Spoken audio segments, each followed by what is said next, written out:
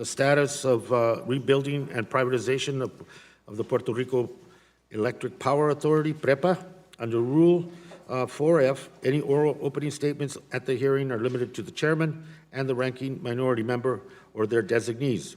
This will allow us to hear from our witnesses sooner and help members keep to their schedules. Therefore, I'm asking unanimous consent that all other members' opening statements be made part of the hearing record if they're submitted to the subcommittee clerk by 5 o'clock today or at the close of this hearing. Let me recognize myself for the opening statement.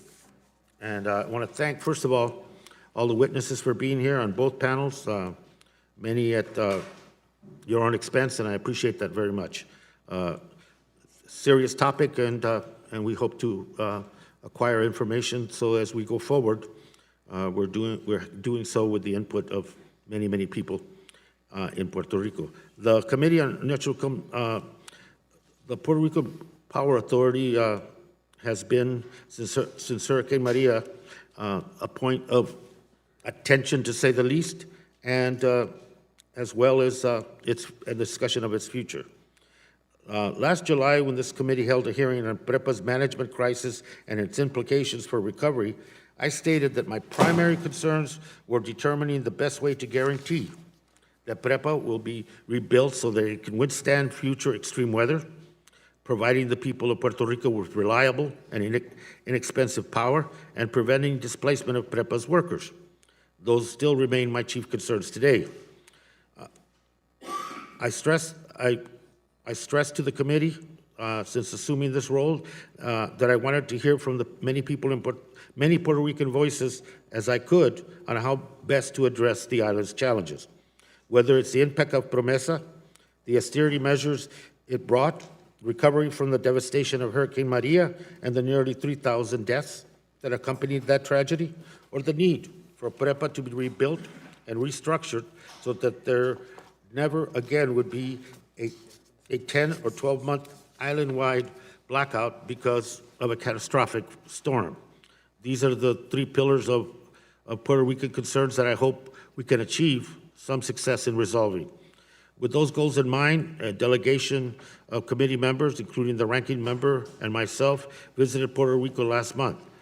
While there, we visited communities recovering from Hurricane Maria, including Toro Negro, a community which, because of their remoteness, expected to be one of the last areas to receive electricity. As a result, they took the initiative, created their own microgrid utilizing solar energy and batteries. In doing so, they were not only able to provide power to their own community, but were also able to connect neighboring areas as well. One of the individuals who hosted us at Toro Negro, Dr. Nelson Colon, will be a witness on the second panel of our hearing today. We also met with PREPA officials who outlined their plans to transform the company.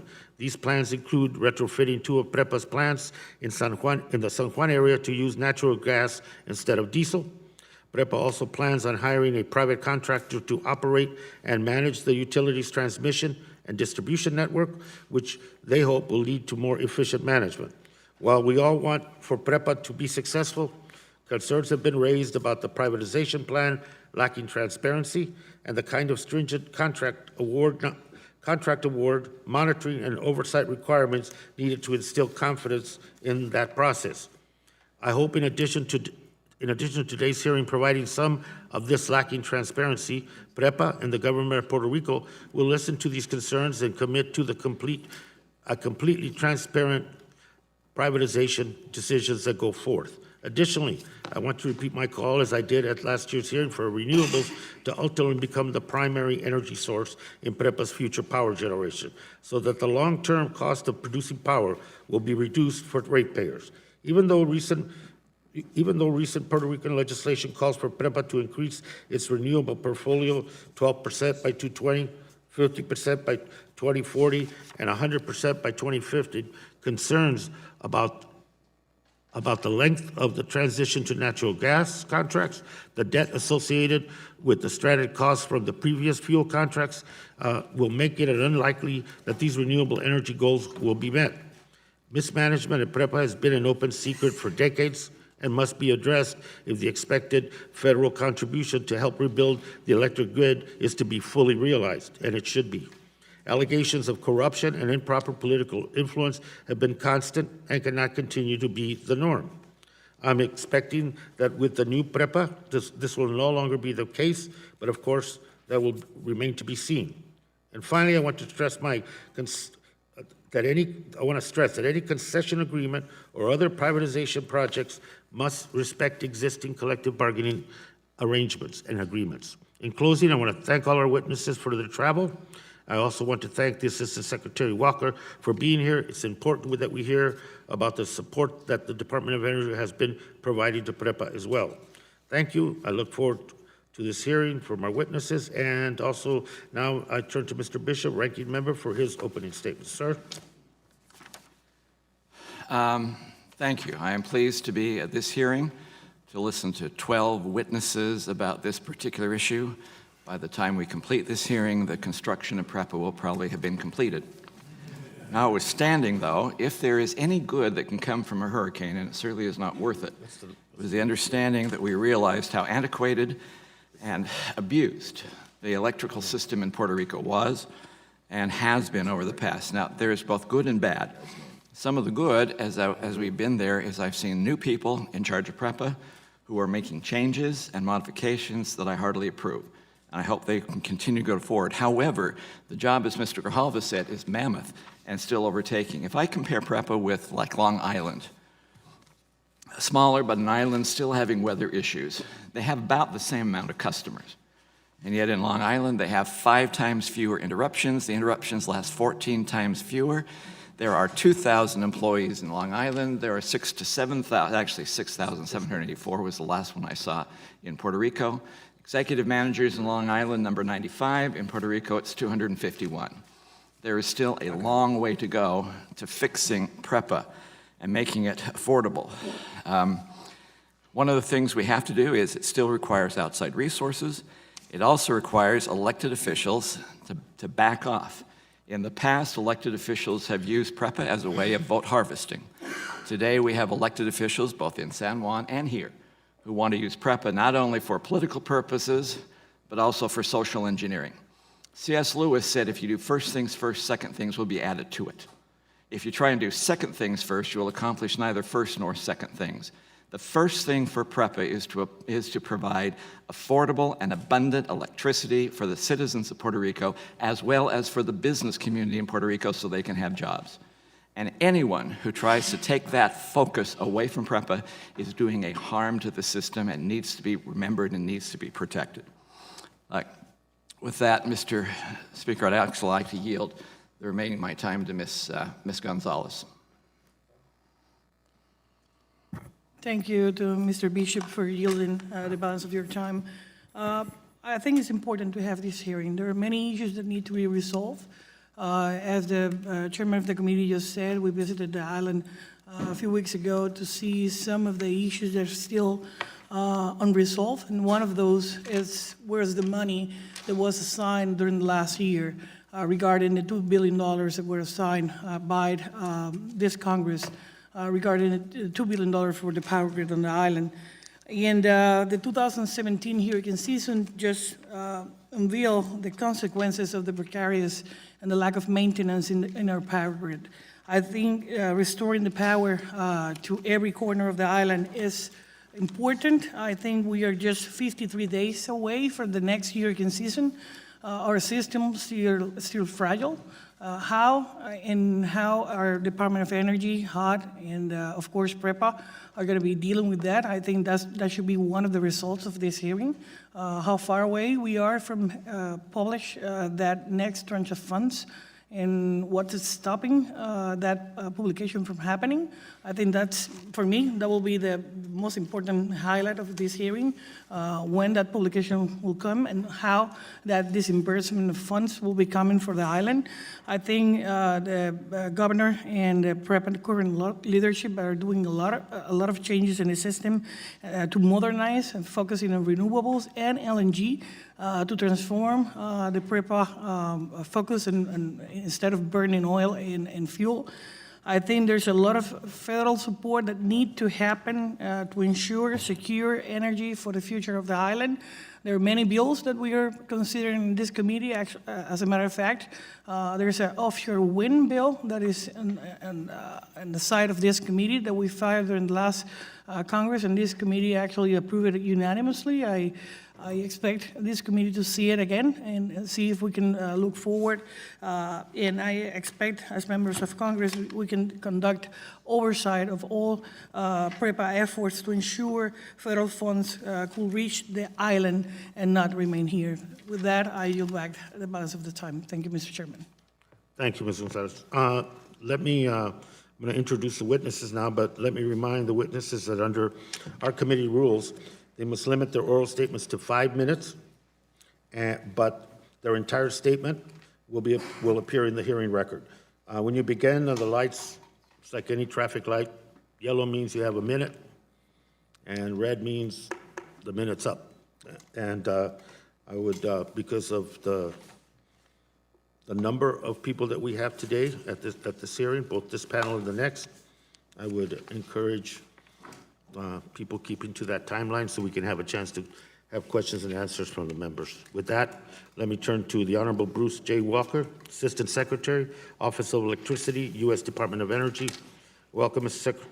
Secretary, please. Thank you. Chairman Grijalva, Ranking Member Bishop, Congresswoman Gonzalez-Colon, and distinguished members of the committee. I appreciate the opportunity today to discuss the rebuilding and privatization of PREPA. I'd like to mention and highlight DOE's involvement with Puerto Rico's grid restoration and recovery. The U.S. Department of Energy, DOE, provides energy-related expertise to FEMA, interagency partners, and the administration as part of DOE's emergency response activities under the National Response Framework and as the sector-specific agency under Presidential Policy Directive 21. In addition to the department's role in emergency response, DOE is the primary agency for the infrastructure system recovery support function under the National Disaster Recovery Framework. As the lead for ESF 12, DOE is responsible for providing information and analysis about energy disruptions and helping facilitate the restoration of damaged energy infrastructure. I would like to also highlight DOE's involvement of its national laboratory modeling analysis capabilities. 5 of our national labs, we have 17, provided significant value to the recovery efforts of Puerto Rico. These include Argonne, Pacific Northwest, Sandia, Oak Ridge, and renewable energy. Specifically, they have provided technical assistance, analysis, training, and modeling tools to PREPA and Puerto Rico's Central Office for Recovery, Reconstruction, and Resiliency in support of long-term energy sector recovery and modernization.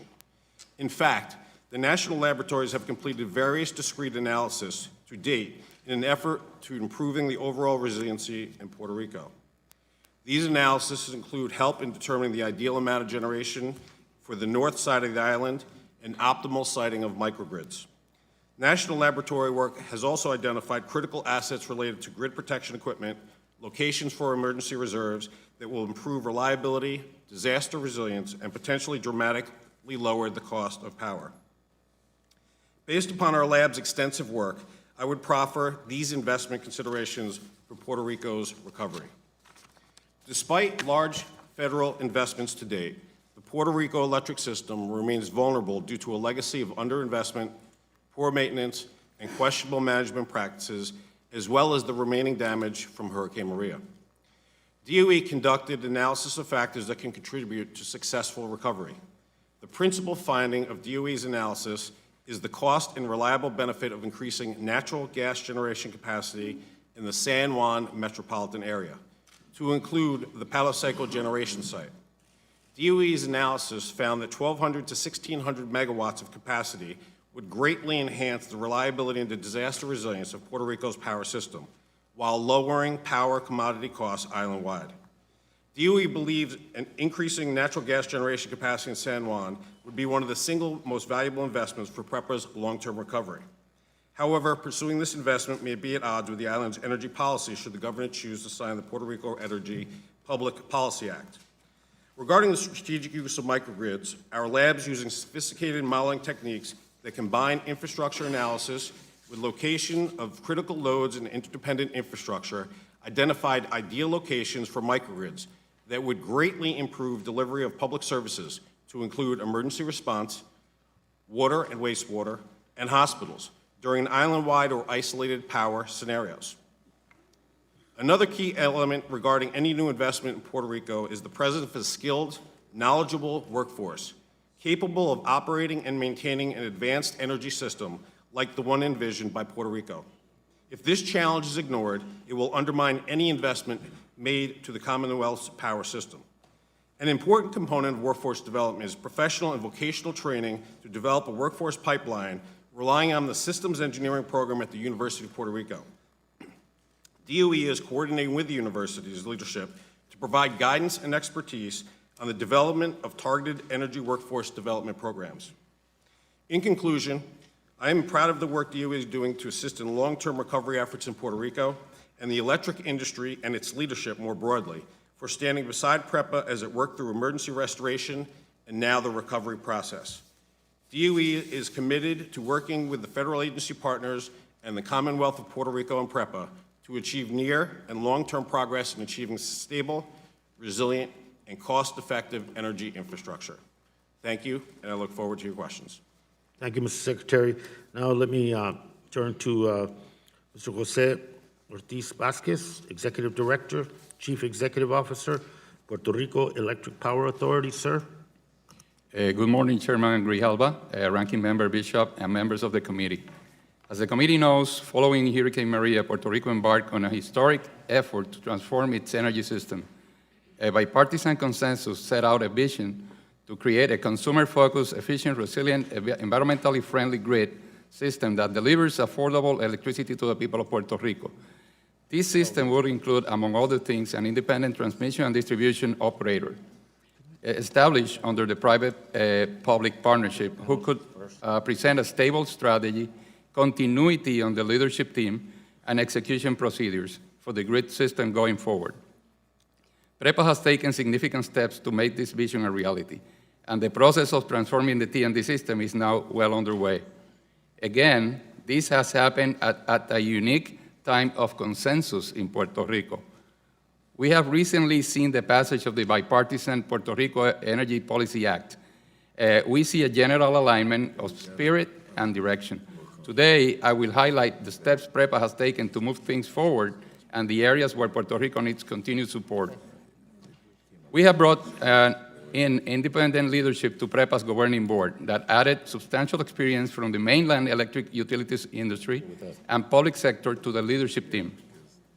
We have tightened up our finances in line with the fiscal plan, paid down $300 million in debt, and improved our liquidity. Revenues have increased 8% above budget, and we have reconnected 100% of our customers. We have also secured major fuel cost savings and reduced reliance on petroleum fuels. Our transformative achievements regarding PREPA San Juan plan represent the primary example of this. The contract represents the most flexible fuel supply agreement in PREPA's portfolio. That could generate fuel cost savings of $500 million plus over 5 years and $80 to $100 million a year savings for the fiscal year 2019 to 2020. The conversion reduces emissions, improves air quality, and brings natural gas to the north of Puerto Rico for the first time. The electrical infrastructure built out will include a hardened T&D grid, microgrids, and improved dispatch capability, better overall system operational flexibility, and the capability for rapid restoration in an emergency. We will design the system to withstand a Category 4 storm with sufficient margins to ensure high survivability for a Category 5 storm. Puerto Rico electric generation mix will incorporate large amounts of renewable generation, supplemented by battery storage systems, as well as modern, high-efficient, and flexible conventional generation fired by clean fuel burning natural gas.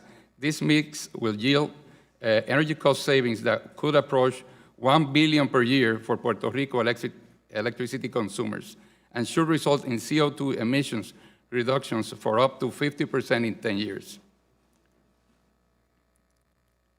The transformation of PREPA's T&D system has progressed well. The P3 authority invited for pre-qualified respondents to submit responses to the transformation RFP, and organized management presentations for some respondents last week and this week. We target execution of the T&D system partnership contract by the end of 2019. So far today, I have discussed our vision for Puerto Rico grid system, but in truth, we need continued support from the federal system to fully achieve it. PREPA remains eligible for FEMA disaster relief funding and for funding of permanent works. PREPA has requested through Core 3, $2.5 billion in FEMA funding for recovery. As of April 1st, 2019, FEMA has obligated $1.88 billion in Category B funding for PREPA's benefit, and it has disbursed only $1.34 billion. FEMA has obligated no dollars for permanent works, and we continue discussing the cost estimate with FEMA for such works. These funding delays have prolonged the period in which Puerto Ricans remain vulnerable to weather events affecting the grid. In conclusion, PREPA has undertaken these efforts within real financial constraints during the transformation of Puerto Rico's energy sector. Working together, we can emerge from Title III with a strong, revitalized, and modern electric system that affords the people of Puerto Rico the ability to grow our economy substantially and resiliently. The market is responding strongly to our petitions. Sign of credibility in our plan is taking hold. You can find more details on the progress achieved in a supplemental written statement submitted. Thank you for the opportunity to appear before this honorable committee and provide this testimony. Thank you very much, sir. Let me now turn to Sergio Marsarch, Policy Director, Center for a New Economy. Sir. Good morning, Chairman Grijalva, Ranking Member Bishop, and members of the United States House of Representatives Committee on Natural Resources. I thank you for the opportunity to appear today before this committee to discuss the rebuilding and privatization of the Puerto Rico Electric Power Authority. Last year, the administration of Governor Rosselló announced its intention to privatize PREPA. We concur with the governor that the time has come to take drastic action with respect to PREPA, as it has proven incapable of reforming itself, and in addition has been immune to the efforts of several administrations to modernize and improve its operations. PREPA has repeatedly lied to its clients, has willfully and recklessly violated both federal and Puerto Rican environmental laws and regulation, has traditionally operated with little transparency and even less accountability, has been a focus of political and governmental corruption. Its high and arbitrary rates and unreliable service have been a massive dead weight on the island's economy, and it is currently bankrupt. There are two reasons that largely explain this state of affairs. First, partisan politics have become inextricably interwoven into PREPA's administrative and managerial culture. And second, diverse interest groups, such as suppliers, political parties, beneficiaries of subsidies, bondholders, bankers, consultants, and the politically connected have organized in order to extract undeserved benefits from PREPA at the expense of the rest of the population of Puerto Rico. Therefore, any effort to transform the Puerto Rico electric system needs to consider the predatory behavior of PREPA's internal and external interest groups that benefit from the current situation and provide mechanisms for limiting or eliminating that behavior. If the currently undergoing privatization process is limited to transferring a corrupt company from the public sector to a group of corrupt investors in the private sector, we will have accomplished absolutely nothing. We note that the market structure proposed by the Rosselló administration is bifurcated and complex. On the one hand, we will have 3 or 4 large producers of electricity, what economists call an oligopoly, and on the other hand, we will have a single buyer, the company that manages and operates the transmission and distribution system, a monopsony in the jargon of microeconomics. In the absence of effective state capacity to regulate and structure this market, the situation will lend itself to all kinds of strategic interactions, both legal and illegal, among market participants. To keep market participants from exercising undue power over access and prices, and to achieve the desired results with respect to modernizing the electrical grid, incorporating generation with renewable resources of energy, and reducing the cost per kilowatt hour, it will be necessary to significantly increase the capacity of the Puerto Rican government to effectively regulate the energy sector. Perhaps the most vexing issue facing PREPA today is how to structure the transition from using fossil fuels to renewable sources to generate electricity. We believe Puerto Rico should maximize the integration of renewable energy and energy storage technologies into its system. Unfortunately, the technology available at this moment does not allow for the full demand for electricity in Puerto Rico to be satisfied with renewable sources of energy. Generation with renewable sources is intermittent, and also that problem can be mitigated with energy storage technologies such as batteries. It cannot be completely eliminated. Therefore, Puerto Rico will have to utilize capacity with non-renewable sources to complement the ramp-up of renewable generation capacity. The problem is that there's no consensus regarding the duration of and the trade-offs that have to be made during this transition. Some groups are advocating for a strong push toward renewables while rejecting any increase in existing natural gas generation capacity. On the other side of the issue, advocates for increasing natural gas base their argument on the short-term economic costs and technical difficulties of rolling out a distributed energy system based mostly on solar photovoltaic panels with battery backups. The government of Puerto Rico has made repeated statements favoring the rapid deployment of renewable power systems, but PREPA's actions and the publicly available evidence suggest otherwise. For example, PREPA's IRP is based on making substantial new investments in natural gas infrastructure and generation capacity, relegating renewables to a secondary subordinate role. In our opinion, that proposal appears to be a Hobson's choice. That is the exact opposite of the energy policy set forth by the Rosselló administration. One reasonable path forward would be to maximize the installation of new generation based on renewable sources, maintain but do not increase PREPA's generation capacity using natural gas, progressively retire generation units that use diesel and eventually coal, given PREPA's current excess capacity, and gradually eliminate all natural gas generation as Puerto Rico advances towards its stated goal of generating 100% of its electricity with renewable sources by 2050. Transforming Puerto Rico's electric power system is one of the most important tasks as the island rebuilds and lifts its collective gaze toward the future. Failure to successfully manage this transformation will earn us, quite rightly, the measureless scorn and contempt of generations to come. Thank you. Thank you very much, sir. Let me now turn to Dr. Maria de Perez Lugo, Professor of Environmental Sociology, Department of Social Sciences, University of Puerto Rico. Welcome. Thank you. Good morning, Chairman Grijalva and members of the committee. My name is Marla Perez Lugo, and I am a professor of environmental sociology at University of Puerto Rico, Mayagüez, and member of the steering committee of the National Institute for Energy and Island Sustainability. For the last 15 years, I have been studying the Puerto Rico's electrical system, including its governance and potential paths for a transition towards sustainability. My testimony today focuses on the issue of energy governance and the ways it has influenced both PREPA privatization and the reconstruction post-Hurricane Maria. My main argument is that these processes are being conducted without transparency, without accountability, and most of all, lacking the real participation of the people that will have no other choice than to live with the consequences. Those consequences, as Hurricane Maria taught us, could mean the death of thousands of people, the most vulnerable of our society, the same ones that are being excluded from the process that bring us here today.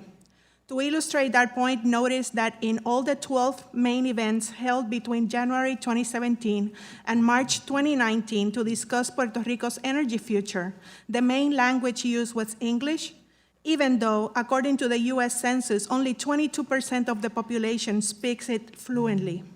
9 out of the 12 required an entrance fee of between $50 and $1,500 per person, and the rest were by invitation only. 7 of those events were held outside of Puerto Rico, and the rest occurred only in the capital city of San Juan. The exclusion is fully functional for the actors that do control PREPA, which are our 2 main political parties. In PREPA, political parties collect money from the employees, human resources are managed according to political affiliation, and millions of dollars are moved around each month to the benefit of those same parties. This legacy governance model has demonstrated high levels of resilience to the point that not even Hurricane Maria could shake it down. Before we focus on privatizing PREPA's assets, we need to consider that there are other institutional arrangements that PREPA could adopt, including deconcentration, delegation, devolution, deregulation, and denationalization. The only apparent advantage of privatization over the others is that it guarantees immediate benefits to private pockets and, in turn, the current political regime. In a way, to talk about the privatization of PREPA is an oxymoron. PREPA is already private. Electrical systems do not have intrinsic value. Their value lies on the service it provides to a society. At the same time, socio-technical transitions, real transformations, are not about technology or changing ownerships. They are about purpose, and that purpose needs to be guided by a consensual vision of the future. I argue that the University of Puerto Rico, as an honest broker, can provide the space for the development of that vision. Unfortunately, the current administration and the Fiscal Control Board have tried to prevent the insertion of the UPR in not only energy policy processes, but also during the response, recovery, and reconstruction after Hurricane Maria. Instead, they have been attacking the UPR through draconian budget cuts, increasing tuition costs, and the elimination of basic acquired benefits to employees. In summary, our energy governance needs to change to include the interests and needs of all sectors of the Puerto Rican society, not only the industrial sector, not only the financial sector, not only the tourism sector. I propose considering the following. First, the creation of a Sustainability and Resilience Technical Advisory Committee, or SERTAC, to insert local expertise into the energy policy and the reconstruction processes. Second, to require dramatic changes in the way in which PREPA's leadership is selected and appointed. PREPA's board should be democratically elected and represent those sectors that saw themselves lost and without power, both electric and political, after Hurricane Maria. This group should be independent from executive nomination and/or confirmation. PREPA's executive director, independently of his professional experience or training, should be committed to the real transformation of our electrical system towards resilience, sustainability, and autonomy. And third, given that no entity has been assigned the mission of creating an energy vision for Puerto Rico and the task of regional energy planning, we propose the creation of at least 5 regional citizens panels as part of PREPA's governance structure. Thank you very much to the honorable members of the committee for the time and the opportunity. I remain available for whatever further questions the committee may have. Thank you very much, Doctor. Let me now turn to Rodrigo Maces, President, Puerto Rico Manufacturers Association. Sir, floor. Good morning, Chairman Grijalba. Good morning, all. First, thank you for having us. And representing all of Puerto Rico. In terms of what we presented our position paper last Friday, and in order to capitalize on time, I will go to the highlights. Most of the talking here, most of the points that we heard is going into transparency.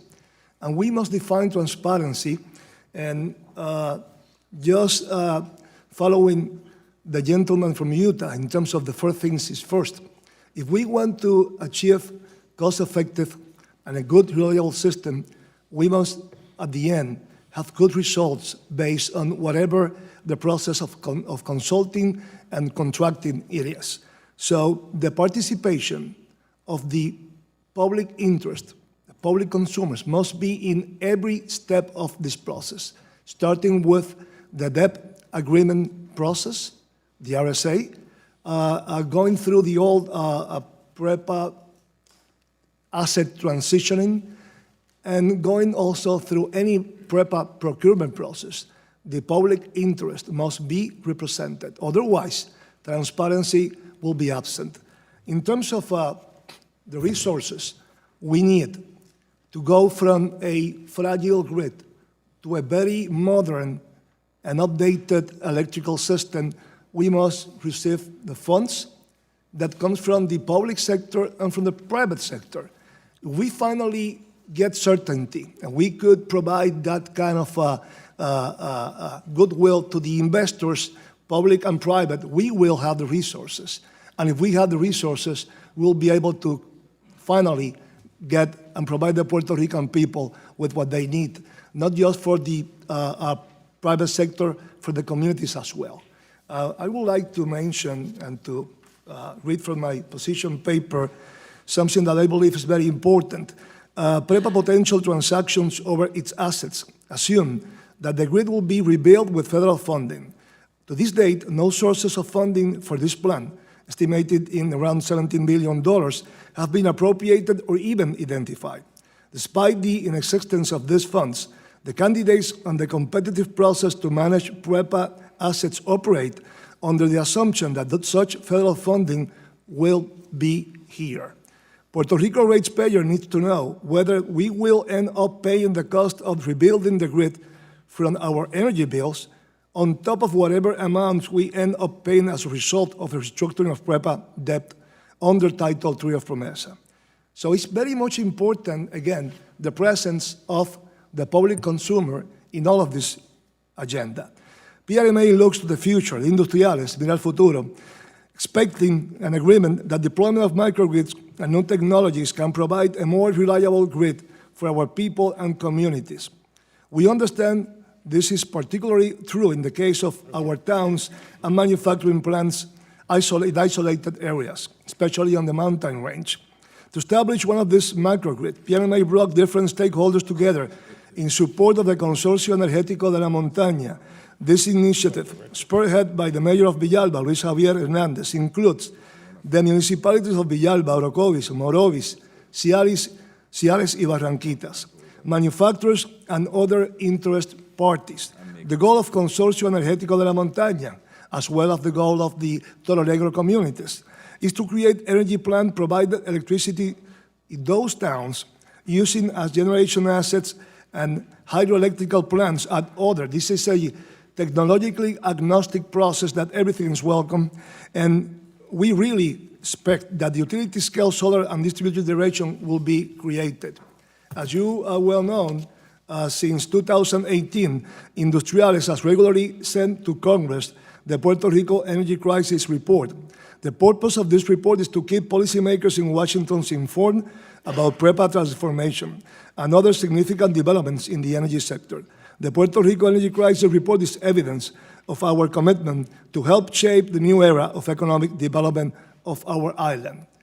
And again, we will keep preparing and putting this together, and we will send this document with the right data to all of you every 15 days.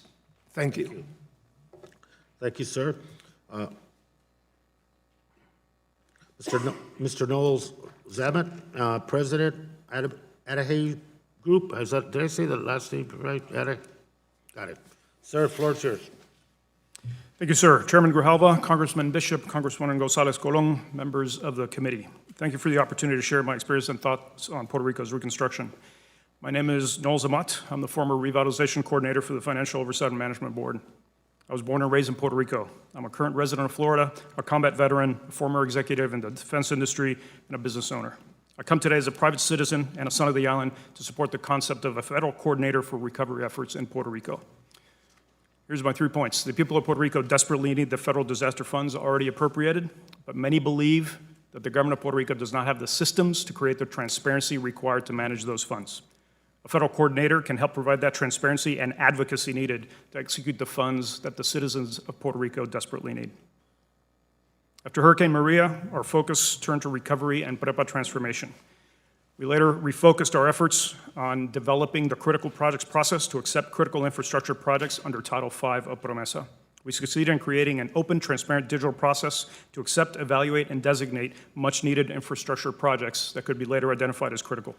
We accepted approximately $9.1 billion in interested private capital over the course of a year. Unfortunately, we were able only to designate only one project, a $25 million public housing project, for a scale that represents only 0.2% of the projects that were considered. The primary reason for board policy, the territorial government needed to approve virtually all projects before they could be considered, and we realized quickly that they didn't have the systems to do so. Was PROMESA's Title V successful? Well, it succeeded in attracting capital and creating a transparent process, an accountable platform, and it put Puerto Rico's critical infrastructure needs on the limelight. But yet it could not change the conditions that are at the root of the territorial government's inability to catalyze investment on the island. The reasons provide insight into the challenges with Puerto Rico's recovery. The issues I will share have nothing to do with the people of Puerto Rico and far more to do with the system inefficiencies of the territorial government. And to be very fair, these issues predate the current administration by decades. I'm not here to recommend policy, but I cannot walk past the problem nor ignore situations when national resources are not used properly. I'll give you 3 examples of the systemic inefficiency in Puerto Rico. Number 1, education.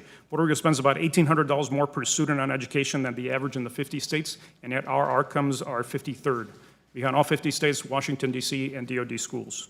This is not due to higher salaries because teachers in Puerto Rico get paid approximately 40% less than the average in the states. Public safety and security. Puerto Rico spends twice as much as Kentucky per citizen on its police force. Again, not due to salary. Police salaries are about 40% less than their counterparts on the mainland. However, the homicide rate in Puerto Rico per 100,000 residents is 4 times higher than the state of Ohio, which is a state at 5.6, a state with a high violent crime rate according to FBI national data. We've heard all about PREPA. Congressman Bishop correctly addressed some of the scale of the challenges there. Approximately 6 times more people to generate 1 megawatt than comparable utilities in the United States. I could go on in the areas of transportation, permitting, obtaining a driver's license, starting a business, obtaining health care, and more. In summary, although Puerto Rico desperately needs recovery funding, this is ultimately about having the systems in place to deal with that federal funding with transparency and accountability. There's been many initiatives over the past decades to address the challenge, and yet the problem remains. I'm here to discuss and offer up the concept of the federal coordinator with the visibility into all procurement related to recovery. I believe that would greatly help the situation. It would encourage a fully transparent procurement process, evaluated independently by a trusted third party, which would have an enormous impact on federal funding and therefore attracting private capital to the island. An office of the federal coordinator would provide the sunlight pressure required to make sure that the disbursement of federal funds occurs appropriately. This approach enjoys bipartisan support by both the Senate and the House. Is patterned after precedent from Katrina. The core mechanic is very simple. Representatives of this office would be present at any procurement activity that uses federal recovery funding. This office would then act on behalf of the federal government by saying, are we following the correct processes to disperse these federal funds appropriately? And when the government of Puerto Rico actually has the systems in place, this would be the first office that would advocate on the territory's behalf to ensure that they continue to receive funding appropriately. It is a catalyst and not an additional layer of approval. In the words of former president, the role of the Office of the Federal Coordinator is to trust but verify. This does not require additional delegation. It speeds up the process. It can be easily funded and is compatible with the current oversight board. Transparency is absolutely key for federal funds to flow and for private funds to follow. The people of Puerto Rico need such a concept. Thank you for the opportunity to share my thoughts, and I look forward to answering your questions. Again, and turn to my colleague from New York, Ms. Velasquez, for her 5 minutes question, comment. Thank you, Mr. Chairman. And thank you to the witnesses for being here today and for sharing with us your vision for Puerto Rico's energy future. I would like to ask my first question to the Assistant Secretary, the Honorable Mr. Walker. You wrote in your testimony that with stakeholder partners, DOE conducted an analysis of the factors that could contribute to a successful recovery, and that the principal finding of DOE's analysis is the cost and reliability benefits of increasing natural gas generation in the San Juan metropolitan area. You said that it was the single most valuable investment for PREPA's long-term recovery, but that it might be at odds with the island's energy policy should the governor sign it. So my first question is, who are these stakeholders, partners? Thank you for the question. The stakeholder partners work with Siemens and the Core 3 team within the island of Puerto Rico, utilizing and focusing in on the capabilities of the 5 national labs that I referenced that have significant expertise in modeling. I would note that the reason we identify it as the single most important investment really gets back to Chairman Grocalia's statement earlier and the Ranking Member Bishop with regard to having cost-effective solutions. And the identification of the Palo Seco, which is a defunct plant today, and utilizing it to provide natural gas, is because 70% of the 70% of the load resides in the San Juan metropolitan area. Okay. And it reduces the cost of the island, the commodity cost, significantly, which can be utilized to cost-effectively get PREPA out of debt without any additional funding. So if we're talking about the single most valuable investment for long-term recovery, shouldn't we focus on making the electric grid resilient and not focus on a temporary transition to LNG on an island that already has approximately 40% of natural gas generation?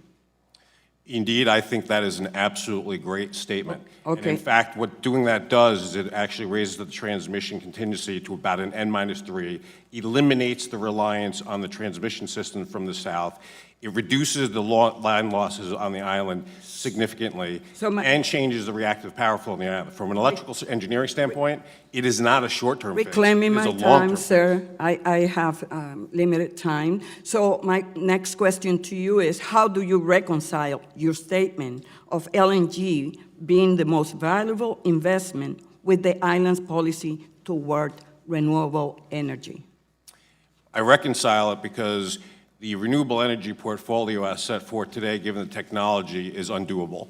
And therefore, focusing in on what is doable today and driving the commodity cost down for the benefit of all consumers on the island, and recognizing that 54% of the GDP for the island is through the manufacturing component, fixing the power quality problem, reducing line losses, reducing the commodity cost to enable a rate structure that would get PREPA out of debt really becomes the single most investment. It's like Do you triage. know what will be the price tag for LNG, the Yes, ma'am. transition to LNG? We estimate that the price tag is about $2 billion for the investment between thank 1,200 you. and 1,500 megawatts of generation. So we're going to invest that kind of money and not moving Puerto Rico toward 100% renewable energy. That is the goal of the Puerto Rican state legislature and the governor of Puerto Rico. Mr. Ortiz, my next question is to you. You discussed the fuel cost savings as well as an electric generation mix that incorporates renewables supplemented by battery energy storage system as well as natural gas. You say that the mix will yield up to $1 billion per year for consumers. I have a few questions. The draft integrated resource plan prepared by Siemens that Mr. Walker made reference to provides that the more consumer self-supply of renewable energy is used, the cheaper it is for consumers. Why wouldn't Puerto Rico focus on more renewables now? Yeah, well, the public policy is to move into renewables very aggressively. By 2022, we are looking at 20%. By 2025, 40%. Those are very high numbers. But in the meantime, we need to have the best partner for that transition is natural gas, not diesel or bunker C. Those are expensive and a lot dirtier. So the intention here is to work with a transition. And let me tell you, knowing how the technology is moving, like, for example, the solar has come down in prices from 2010 to 2017 by 80%. Batteries in the last 2 years dropped down like 22%. So I think at the end of the day, technology will dictate how much we're going to need on natural gas and how faster we can introduce the renewables. How do you expect the proposed agreement for repayment of PREPA's debt will affect the electric rates? Well, certainly we will have to increase the rates to pay that. We have basically some numbers about it. Sir, I'm going to have to cut you off because we've gone over time, but there'll be an opportunity, at least I'll acknowledge that, so you can finish. I yield back. Thank you. Ms. Gonzalez. Thank you. Good morning, Mr. Walker. What will be given with you? You know that during the last year, in the bipartisan bill, we allocated $2 billion at HOT for the power grid on the island. And we got a meeting during the last visit and the natural resources visit to the island. We got the discussion between your representative on the island, HOT, and PREPA, discussing what was needed to have the disbursement of those $2 billion. At that time, the Department of Energy, HOT, and PREPA were saying that each department were waiting on the other department to the publication of those $2 billion. So can you tell us what is needed in your department to the go-ahead of those $2 billion? Sure. So, thank you for the question. The major challenge was being able to have PREPA provide HUD a plan with how it would move forward with Do they comply with that? $2 billion. And so 1.9 million of the, or 1.9 billion of that was allocated to PREPA and the other to the USVI component, 67 million towards them. Do they comply with that? Excuse me? Do they comply with the plan? Well, they haven't complied yet because they've submitted their IRP to their energy board and recently it was rejected. So when the energy board can approve When was that? it, within the last 3 weeks. Okay, thank you. Mr. Ortiz, do you submitted the plan to the Oversight Board and they rejected that? When that happened? Sorry, the IRP was submitted to the Puerto Rico Energy Bureau back in February 13, and they answered saying that there are some items that are not in compliance. We had a conference last week, and that will be resubmitted within 30 days. So we are saying that the $2 billion that are supposed to be published by HUD in order to get the disbursement. But, Yeah, are still waiting for that approval. But in reality, HUD doesn't need to wait for the IRP to disburse money. Yeah, but the law says that PREPA, HUD, and the Department of Energy need to be in agreement on the plan. So unless all of you are in agreement, there's going to be no disbursement, and that's the reason I'm making the question. We need to choose a champion to decide because we have an energy grid modernization plan submitted already, and we also have an IRP under discussion for the 20 years in Puerto Rico. So we need to decide who's the one calling the shots here. So it's been a year, and so some parts of the plan are not being approved. I don't want to see another year pass, and we don't get the money. We don't have the system being invested. We got 53 days until the next hurricane season, and the people of Puerto Rico will not have a robust system to face the new hurricane season. That's my challenge here. We're going to have the money. We can see it, we can smell it, but we can touch it. And that's the main situation on the island, and that was my main question. So if this is still the case, how fast are you going to be working towards the goal of reaching that agreement? Is there any conversation pending? We have the integrated resource plan was submitted to the Energy Bureau. That will be out, I'll say, under their consideration in the next 30 days, but that will take them like 6 months to decide on that. I will, if the chairman allows us, can you submit that plan to the committee? Sure. My second question will be, if the energy infrastructure system is prepared to withstand another hurricane? The answer will be no. No. We will, if we have another Maria again, we will have the same result. The difference will be the response will be a lot quicker. Rather than making people of Puerto Rico wait a year to get the service, we may be back in 2.5 to 3 months. Is the island ready to withstand a storm? Sorry? Is the island ready to withstand another storm? Not maybe like Maria, but a storm, hurricane like category number 1 or 2? Yeah, all depends. Yes, it will be a minimum damage, but there will be damage, certainly. How many months? No. Without power? That's a very hypothetical question.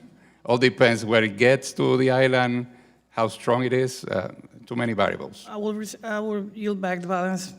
There's no time, actually. Thank you.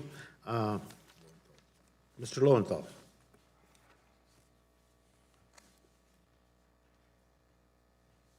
Thank you, Mr. Chair, and thank you for all the witnesses for being here. You know, it's very important for us to understand the issues surrounding and the status of this where PREPA is, where they're going in terms of privatization. Is this what will reduce or remove the barriers to the people of Puerto Rico in order to provide clean, reliable, and low-cost energy? So I'm trying to understand where we are in the process and what this structure will look like. So, Mr. Ortiz Vasquez, I want to ask you a couple of questions about the future of PREPA's structure once this privatization process has been completed. First, can you speak a little bit about the role that the existing PREPA structure will play once power generation and once distribution operations are privatized? How is this transition going to affect the responsibilities of PREPA's executive director and its board of directors? How will PREPA be impacted? Very good question. Yeah, sure. We can see the resemblance on the Long Island Power Authority that was made reference previously in this hearing. PREPA today has close to 6,000 employees. That will end up being like 55 employees, just to follow up on the contract terms and make sure the contractors, comply with the metrics and all that. There will be a contract for a private entity that will take care of the transmission and distribution and the client services on a daily basis. That will be the majority of the employees. Second, there will be private entities buying or providing power to the grid. In Puerto Rico, we're looking at diversified sources and decentralized. So that will, you can have it from an independent, detached homeowner producing energy to a manufacturing plant. I understand it, but the question is, how will your job, how will the executive director's job change once this takes place? And tell us more, what role will the board of directors play? Will they have the same rules, the same powers that they have today? Absolutely not. I'll say that will turn into a compliance officer to make sure the contracts are in compliance with the metrics and all that. So PREPA's role will be more as compliance and looking over compliance. Yes. I want to ask, how this privatization is going to affect or integrate with the bankruptcy proceedings. Will the public utilities debt remain with PREPA once this transition is complete? What's going to happen to that debt? Yeah, that will be part of the PREPA's cost, and that will be included in the cost to do the administration of the transmission and distribution system. So it will continue with PREPA? Yes. Mr. Marswatch, I have a couple of questions about the RFQ process, the request for qualifications that's going on. My timeline is correct. Puerto Rico initiated this request for qualifications, the RFQ process, for the concession of the island's transmission distribution system on October 31st of 2018. January 17th, 2019, the government announced 4 qualified candidates. But that all occurred without any kind of regulatory process in place or regulatory framework in place. Can you tell us why it's important that a strong independent regulator be in place before a private operator is selected? Yes, thank you for your question, sir. And even before an independent regulator, we need to finalize the Puerto Rico energy policy, which is right now waiting for the governor's signature. Senate Bill 1121 will set Puerto Rico's energy policy going forward. Once that's made into law, enacted into law, then the independent regulator can come in and start enforcing and issuing regulations to implement that policy. In the meanwhile, this privatization... Is that prior to the selection of the... That's, in theory, that's the way it should work. I mean, you would like this process to be, the privatization process, to comply with the existing laws and regulations in Puerto Rico. Right now, we have a legislative gap, if you will, in which this process has been ongoing, and it's really not clear whether or not these companies will be made to comply with Puerto Rico law, because it really hasn't been signed yet by the governor. Thank you, Mr. Chair, and I yield back. Thank you very much. Mr. Graves? Thank you, Mr. Chairman. I want to thank you all for being here today. Mr. Walker, you and I had the chance to go tour Puerto Rico, Virgin Islands after Hurricanes Maria and Irma, and certainly incredible devastation. And we have continued to work closely with Congresswoman Gonzalez-Colon and others to ensure that the resources and the fundamental changes in law have been put in place to expedite recovery. In seeing some of the electricity infrastructure and the damages that were there, I remember seeing wind turbines that looked like they had been blown incredible distances from their towers. We saw solar facilities that were destroyed. Obviously, some of the other electricity generation facilities were destroyed.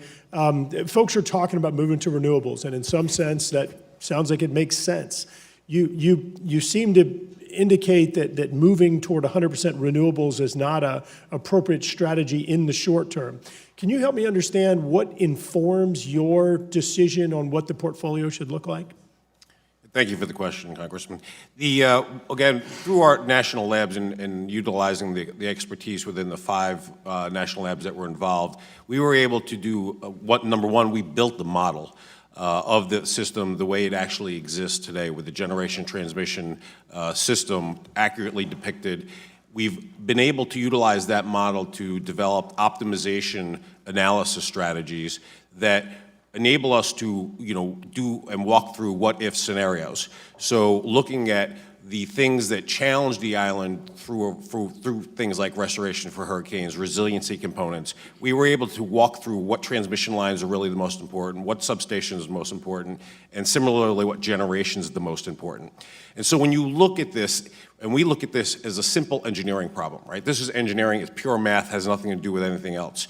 When you go through that optimization routine, and what's traditional in the utility industry, which I've spent nearly 30 years of my life doing, you put generation where your load is, period.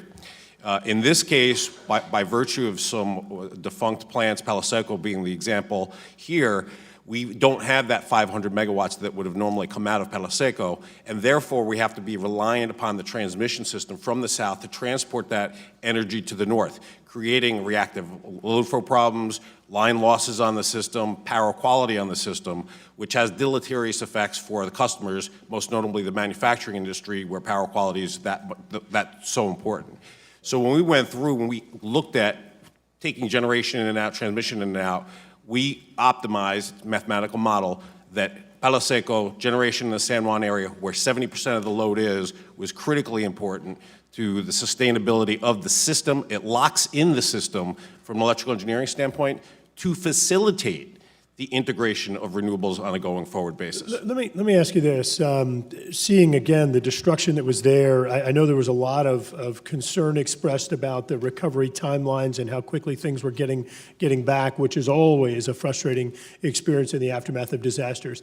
If you had from the beginning decided that you were going 100% renewable, would that have slowed down or sped up the electricity recovery on the island? If we, just clarify, if we had chosen through the emergency restoration to go 100% renewables, I would proffer that it would have slowed it down, because there are some significant engineering concerns. It's not technically possible today to convert that island instantaneously into 100% renewable. So we'd still be restoring customers. Last question. I've looked over some of the just comparison of everything from cost to efficiency of system of the PREPA structure as compared to other utilities around the United States. Could you just reflect on sort of the efficiency of the overall system compared to other systems in the U.S. or even those on other territories or similar configurations on islands? Well, from an electrical engineering standpoint, unfortunately on the island there's about 5,500 megawatts of nameplate rating. There's only about 2,500 megawatts of load, so there's a significant amount of generation. Now, some of the generation is not available due to maintenance issues, due to defunct generation capacity. So you've got significantly more generation on the island on a nameplate basis than you do actual load. And again, from an efficiency standpoint, the generation capacity is not where the load center is. So from an electrical engineering perspective, this is a major faux pas. and putting generation where that is. In this instance, one of the fantastic components is it has the ability to drive the commodity cost down significantly due to the long-term projection of low-cost natural gas going forward.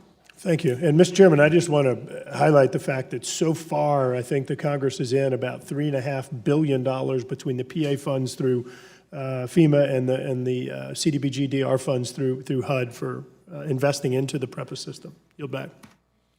Thank you. Mr. San Nicolas? Sir? You don't have any questions? Okay. Mr. Soto's not here. Mr. Gallego, sir? Thank you, Mr. Chairman. Apologize, I want to make sure I got everyone's name up here. A lot of people, the big witness table this day. Mr. Zamet, did I say that correctly? Thank you. We know that in the aftermath of Hurricane Maria, many of the disaster funds appropriated for the island by Congress have not been properly dispersed, and this is what I learned from my trip recently, in the way that helps Puerto Ricans on the ground. There are several factors causing this. Chief among them is the negligence and cruelty that the Trump administration has shown recently and in the past in responding to this humanitarian, environmental, economic disaster. In your testimony, you reference how mismanagement of federal and local resources in Puerto Rico have also contributed to problems with relief efforts. You recommend the creation of a federal coordinator for relief efforts as a possible solution. We know that part of the problem with relief efforts have involved opaque and unethical contract procurement, like in the case of Whitefish Energy. What specific procurement-related improvements would you recommend a federal coordinator make to ensure that taxpayer money is used properly for recovery efforts in Puerto Rico? Sir, thanks for the opportunity to answer that question. First off, I want to make sure that this is not something that was just invented here. The GAO published a report on disaster recovery. Better monitoring of block grant funds is needed. So I think there's wide bipartisan support on this. I'd also like to show, this is an article from the New York Times yesterday. A lady in Vieques is suffering. A 52-year-old lady named Maria does not have access to funds. We could provide all the funds to Puerto Rico now, the $8.3 billion that everybody's talking about. But this is not an issue about the president or the governor of Puerto Rico. This is an issue about the systems. We could provide those $8.3 billion now, and it would never get to this lady on time because the processes are not there to create the transparency required to have the federal government trust the process enough to have those funds get to where they need to. What can be done? I think a simple mechanic, let's try to reduce things to the simplest solution. An independent, federally accountable party that could be at the table anytime procurement is done with federal funds would go a very long way towards fixing this challenge. On the one hand, if there is some attempt to steer those funds towards friends of the family, this individual would respond to Congress, to the White House, to the agencies, to FEMA, to HUD, to USDA, to the NDRF entities, and frankly, to the public. Be accountable to the public as well as saying, these are the types of activity that we're seeing. On the other hand, if the government of Puerto Rico actually does implement funds that can be proven over the long term, this needs to be, trust but verify, over the long term, then this Office of the Federal Coordinator would likewise go to those same parties, to Congress, to the White House, to the agencies, to the civil society of the United States and Puerto Rico, and say the government of Puerto Rico is actually fulfilling its obligations. Having that independent third party provide the visibility into what you correctly say is an opaque process, I think would yield a lot of positive results for the people of Puerto Rico. Thank you. I have a question now for Mr. Mark Swatch.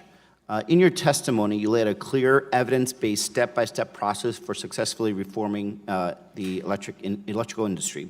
The process prescribes steps that must be taken before the privatization of government assets like PREPA. Step one is the establishment of a modern, transparent, and robust regulatory framework for governing the energy sector. Step two is liberalizing the market to allow the controlled entrance of other producers and entities interested in providing energy services. Step three is providing for a transparent, competitive, and duly structured process for the privatization of government assets. How has the privatization process for PREPA lined up with these three steps thus far?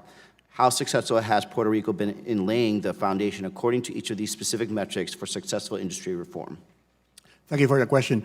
Those benchmarks are actually from several econometric studies that have been done studying privatization in multiple jurisdictions, not only in Latin America, but also in Asia and in Europe. And they're considered to be the optimal sequence in which to privatize state-owned assets. In the case of Puerto Rico, we'll still have not fully in place the regulatory structure to deal with the market structure that's being proposed. As I mentioned in my testimony, we're going to have multiple producers selling to one buyer. We need to make sure that that one buyer abides by certain rules as to who can connect to the grid at what time. As Assistant Secretary Walker knows, the grid only has limited capacity for load at any point in time. So who decides who connects first and at what time of the day? Those kind of things have to be decided. Number two, we actually have jumped ahead one of the steps in terms of we haven't really opened the market, liberalized the market, and we have moved towards selling assets towards the third step. So we really haven't complied with the second step. And again, just transferring assets from the public sector to the private sector by itself will not necessarily improve anything if we don't have the regulatory capacity to make sure things are done right, if we don't have the governance changes that are needed in the system to make sure things are done right. And for example, take transparency. Yeah. Okay, well, very briefly, transparency has been mentioned by everybody here, and there's no guarantee that a private sector company will be more transparent than what PREPA is right now. Actually, if anything, they would have the argument to make that since they're private, they really don't have to, submit any information to the public. Thank you. I don't want to get gabbled out. Okay. Thank you very much.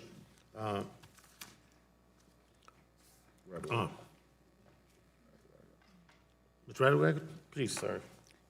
Thank you, Mr. Chairman. I would like to yield all of my time to Ms. Gonzalez-Colon.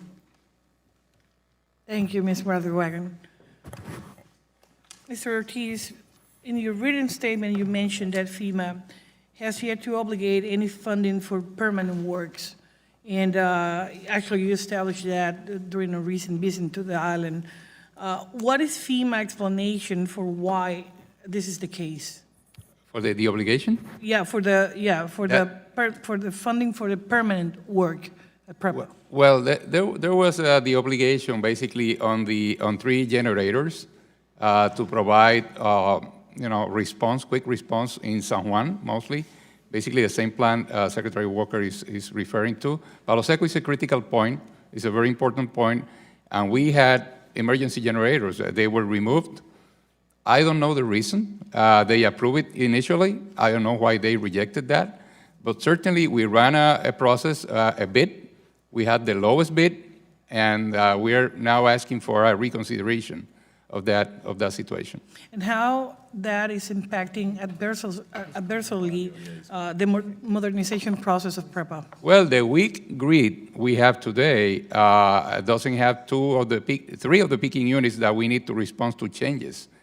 Certainly, we don't have the strength, the response time, the response capacity due to the fact that we don't have those units at this point. Okay. How much federal funding has PREPA received to date in the aftermath of the Hurricane Irma and Maria?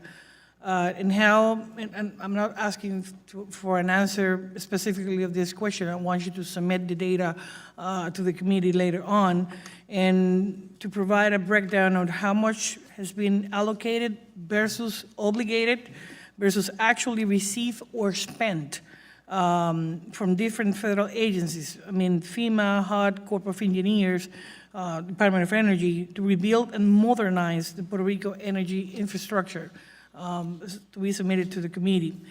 At the same time, electricity rates in Puerto Rico, I think this is one of the major issues on the island, not just for the private sector, but for residents as well, has historically been among the highest in the nation. The residential electricity rate on the island in December 2018 was 22 cents per kilowatt hour versus an average of 12 cents nationwide. Of course, reducing energy rates on the island is vital to promote economic growth and development. What actions, you were talking about changing to the goal of renewables using LNG immediately to take that goal to the next step. What plans are are taking PREPA board to reduce energy prices in Puerto Rico immediately? Thank you for the question. 3 specific steps. 1, bringing natural gas to San Juan. This is where the demand is right now. That's a key element that will reduce a little over a cent per kilowatt hour. 2, the renegotiations of the... How fast will be the reduction of 1 cent? That project particularly will be in place in August this year. Okay. So the reduction will be in place in August of this year? August this year. Second, the renegotiation of the co-generators, AES and Ecoelectrica. We had a deal with Ecoelectrica that we'll announce next week, which will save a lot of money to Puerto Rico also. And also, that's the second one. The third one will be the CDBG funding to support and encourage the development of renewables in the grid. For example, we are planning to use the CDBG DR funds, half of it for matching, the other half of it to leverage paying for the interconnection and battery cost. With that, we will bring down lower than 10 cents per kilowatt hour the generation with renewables. So that with that, we're planning to introduce in a quicker way the renewables in Puerto Rico. Puerto Rico was buying oil from Venezuela before. I have to check that. There are many sources. Okay. A portion of it was from Venezuela. Okay. So you can provide that anyway to the committee Sure, I will. later on. And now you're buying LNG from Trinidad and Tobago or from American LNG? Right now from Trinidad and Tobago. How the increase of the use of natural gas will help to undertake the temporary lower in the electricity rates to Puerto Rico? Well, we're for example, San Juan 5 and 6, to give you an example, with diesel, they were producing at 14 cents per kilowatt hour, with natural gas at 8 cents per kilowatt hour. We're planning to reproduce this kind of project with very limited infrastructure in Mayagüez and in the East Coast with a smaller plant. Thank you. Thank you. Mr. Sadicolas, sorry I passed you over the last time. Thank you, Mr. Chairman. I just wanted to make sure that I was getting all the information together. I'm listening very keenly to how things are going to be unfolding with the privatization of the Electric Power Authority. And I had some questions with respect to how the Electric Power Authority is going to be able to finance some of its needs in the future after privatization. Mr. Ortiz, you mentioned that storms are going to be inevitable, and we're going to have these damages that we're going to have to fund. When the electric utility is privatized, how will they go about accessing capital, particularly in the bond market, to be able to fund improvements after storms? Yeah, certainly these entities, the ones that are participating, right now we have 4 very top-notch companies participating, have a better credit than PREPA. That's a fact. Second, the continuity. Puerto Rico has been very, I'll say, respectful of the long-term contracts, like in the airport, international airport, also the highway PR22. And if we can get that in PREPA, a long-term contract that is respected through administrations, we will get rid of the biggest problem in PREPA, which has been with any changes in governor, any changes in the board of directors, changes in the executive director, that leads to a different vision, different initiatives. And PREPA is unable to move forward. So the privatization, in a way, guarantees a long-term vision and long-term consistent execution. I understand that the interest rates in Puerto Rico right now are elevated given the circumstances that they went through financially.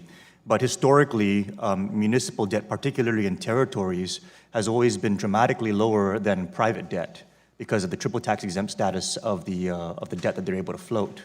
So while the short to intermediate term might make privatization look like it's more cost effective in the case of having to finance improvements, over the long term, as the debt history improves of Puerto Rico and they're able to get more to a normalized place, or they're able to access the municipal bond market to finance improvements, we may actually have, over the longer term, a more expensive cost of borrowing if the utility is privatized and unable to access the triple tax-exempt bond market. My other concern, Mr. Chairman, that I wanted to bring up is being able to access federal monies to make necessary utility repairs after storms, for example.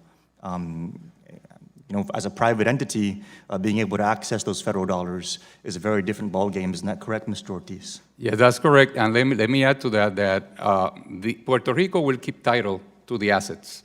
So these private business will be mostly to enhance the grid and to operate it. But the Puerto Rico people will still keep the asset under Puerto Rico tenure. So when it comes to financing debt, we're going to be depending on private management and the ability of private management to deliver outcomes, and for those outcomes to render cash flows that are going to provide confidence or erode the confidence of the creditor. But if the assets are still held by the territory, then that just further exacerbates the concern that there's no assets to be able to pledge for collateral. Well, we're talking about an issue that could happen in 15 years or so. Well, right but I think that we've already established that storms are inevitable. So my concern is, how are we going to be able to finance those improvements at the most cost-effective rate if we know that they're going to come, if we're not going to be able to access federal dollars to make the repairs necessary, and if the cost of the debt is going to be commingled with an operator on one hand and an asset owner on the other, and creditors having to make a decision as to whether they're going to finance the operator or finance against the asset. Mr. Chairman, I'd like to yield the balance of my time to Ms. Velasquez. Thank you. Thank the gentleman for yielding. Mr. Samot, you said that we need a federal czar. How does that help when 90% of prime contracts go to U.S. firms, not Puerto Rican firms? How would you address that structural issue with a czar? Ma'am, very quickly, a federal coordinator would ensure that the process, by being transparent, actually evaluates those contracts on the merit and not on any other criteria that may be political in nature. Well, 90% of those contracts go to prime contractors in the U.S. Mr. Zamot, in Puerto Rico, in a summit or something, you raise accusations of allegations of corruption. Have you spoken to the FBI? Ma'am, I have forwarded my concerns to the proper authorities. Thank you.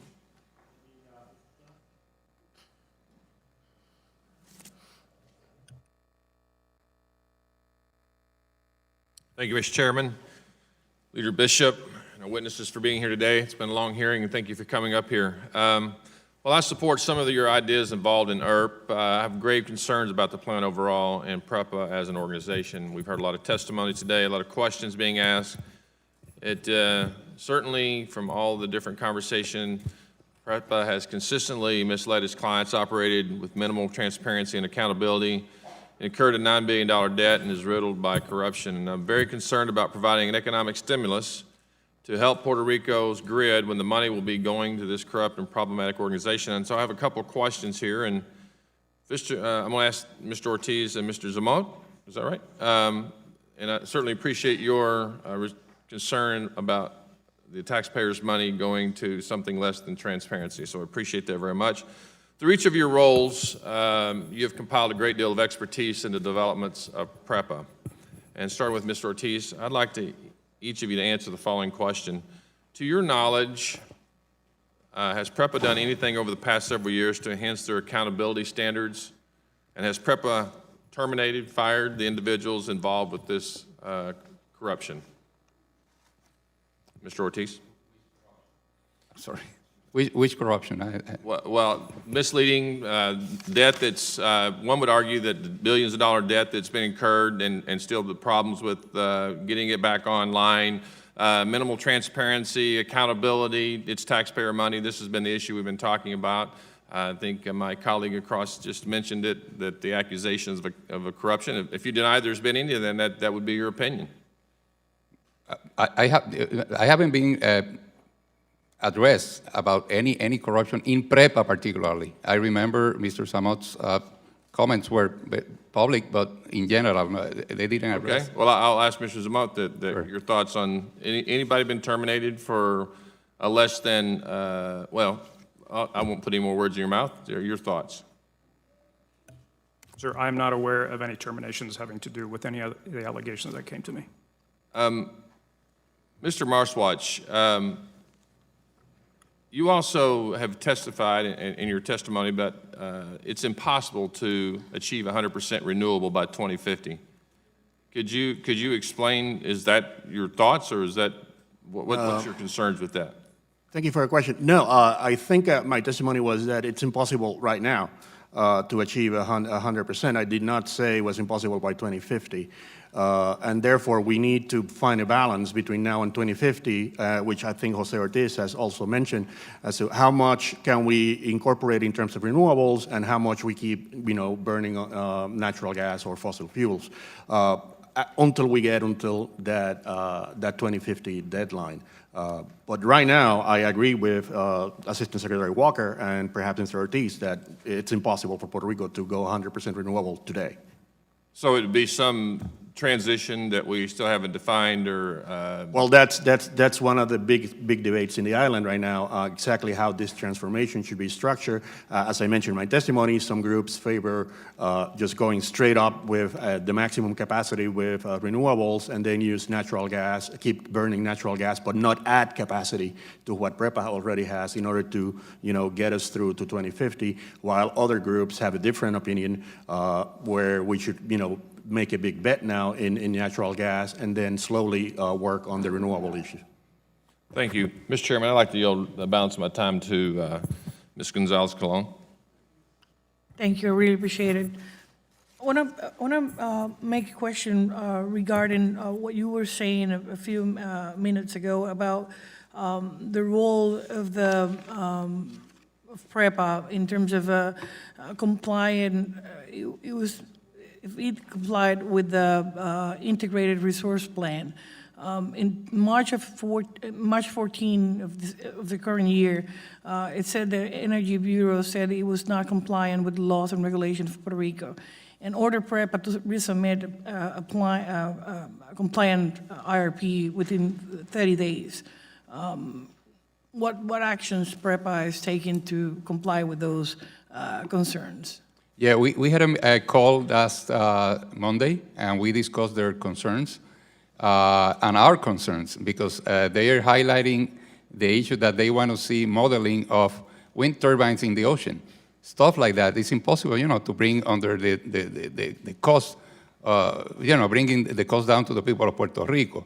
So we talk about being a little bit more pragmatic and focus on bringing, the cost of energy to the people of Puerto Rico as low as possible, and not just playing with models here and there. So we answered their questions, and within 30 days, we will be basically clear up on that. Thank you. I wish. Mr. Soto, please. Thank you, Chairman. Recently, President Trump said, I quote, Puerto Rico got $91 billion for the hurricane.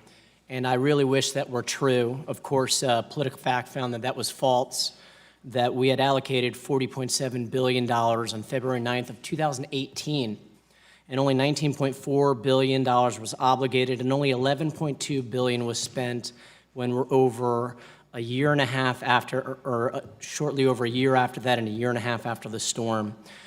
We've heard from both Mr. Ortiz and Assistant Secretary Walker back and forth about whether a notice for the $2 billion has been sent out to PREPA by DOE and FEMA. We've heard back that FEMA hasn't approved these plans yet, and we're heading into another storm season. So I need some sort of assurance from you, Assistant Secretary Walker, and from you, Mr. Ortiz, that you all will work this out before the next hurricane season. I'd like to hear both your responses to that. Sure. I'd like to just add a couple points to your statement. DOE does not have the authority to issue a Federal Register notice because that's not what Congress dictated when they established the $2 billion. You specifically said it to HUD under the CDBGR process. I understand, but you're working with HUD on that. Absolutely. And I we're working understand with that. HUD to do that through a Federal Register notice. And we've continued to work with HUD, FEMA, and Treasury in that accord. Well, you realize we have to get this done sooner rather than later. It's been over a year. Yes, sir. And you understand the urgency of this, right? Absolutely. And Mr. Ortiz, can you all get this done on your end? Sure. Well, HUD has to issue the notice, to the register, and then after that, you propose the action plan. Okay. Well, we're going round and round, so let it be noted. No, I'm not calling on you. Let it be noted, this has to get done because we're facing another hurricane season. Mr. Ortiz, we had the longest blackout in history, and you and I have talked about that. Where are we at right now? Would that happen again if another hurricane like Maria hit the island right now? If you have the same kind of storm hitting Puerto Rico again, you're going to have the same result today. We're going to be responding a lot quicker. We have 33 agreements already of collaboration with utilities in the U.S. We have inventory enough, and we have radio communications in a different way. So we will respond a lot quicker. Are we broken down into zones finally, like was one of the goals, rather than having one big zone for the whole island to recover with energy? Sorry, didn't hear you. Are there now energy zones rather than taking the whole island as itself? Yes. Now, we have broken down in the energy grid modernization the island into eight different sectors. Senate Bill 1121 proposes the important goal of total renewables by 2050 for the island. Is PREPA prepared to work to meet that goal, should it be signed into law by the governor? Well, it has a lot to be done. It has a lot to be done. The grid, as it is today, cannot receive all these renewables. And we need that $2 billion from the HUD funding that DOE is working on with to accomplish that, right? $900 million is going to go towards that renewable goal. Is that not correct? That's part of it, yes. And Mr. Messes, we saw 50% of the economy right now is manufacturing. Are we prepared to recover quickly enough to have the economy going again if we had another Hurricane Maria right now? The private sector is a different story. But in terms of the... So you all will be prepared with generators and other things? Most of us will be prepared. Nonetheless, I think that if we get 1121 signed by the governor and we get the Energy Commission the budget that they need in order to kind of spearhead all the approval of the IRP, we will get DOE and we will get PREPA in the same line in order to get the money we need to transition the grid. And Mr. Zama, you had mentioned a FEMA czar like there was in New Orleans. Obviously, after the debacle of PROMESA, there's a lot of folks who don't want another federal layer telling them what to do down there. So if we were to put a public advocate into OMB rather than have this all-seeing, all-knowing czar, would that be helpful? It's going to be up to Congress and the executive to determine what the right course of action. My recommendation to make this the easiest and cleanest, because the citizens in Puerto Rico need the federal funding. But would it be as soon as helpful? possible. Sorry, my time's limited. Would it be helpful? It could possibly be one of the solutions. And Deputy Assistant Director or Secretary Walker, we've seen, as my colleague, Congresswoman Velasquez said, a lot of these contracts going to outside contractors. We have a plan to potentially apply Davis-Bacon prevailing wages and give local contract and worker preferences. Would you all support that, should we pass that into law? I'm not familiar with any of the proposals that you're proposing. I mean, DOE's involvement is involved with the technical components and making sure that the investments that we're identifying meet traditional T&D and, more importantly, meet the laws of physics. So you don't have a position on it either way right now? Thank you. I don't have enough information on it. Thank you. Who's next? Bishop. Mr. Bishop. Oh, no, somebody. Yes, Mr. Bishop. Yeah, thank you. And we're almost halfway through. No problem. No, we got another exciting panel. Mr. Marswitch, let me ask you the one question, if I could, and I'll start with that. You did not mention in your oral testimony, but in your written testimony, you talked about rent seekers and defined it as groups that create obstacles that hinder the efforts to transform PREPA, since each of the groups that benefit from the status quo is well organized and has strong interest in protecting its benefits. Can you just expand on that slightly, what you mean by rent seekers, who they are? Sure. In my written testimony, I provided a chart, if I'm not mistaken, that depicts graphically what's going on. And it's essentially different special interest groups that have organized to obtain undue benefits from PREPA. And we're talking everything from political parties that use PREPA, to employ their followers, to suppliers who get sweetheart deals, to people who benefit from subsidies, to investment bankers and consultants that get nice fees for structuring deals, that kind of thing. You said that was in the past. Are you inferring that it is still there and needs to be It is still there, and that is the main reason why every administration has failed to substantially change PREPA since it has been tried at least over the last 30 years. These groups are very well organized, they have very intense preferences and very low cost to act, as opposed to 1.5 million people that are customers. Mr. Ortiz, I appreciate that. You said LNG is coming from Trinidad. Is that primarily because of the Jones Act? Yes. I guess that's an easy answer to it as well. Yeah. Look, there have been a lot of, PREPA has for a long time been expensive and bloated. I don't want to make sure that everything is like black and white, that nothing is happening. I am mindful of the changes that you and others before you have started to implement. I realize there is a long road forward before you can have a really efficient organization that happens to be there. I actually want to encourage what Ms. Gonzalez as well as Mr. Soto said about that $2 billion. Even having the Bureau waiting 30 days to make a recommendation, you can certainly do faster than that. And that's part of the process.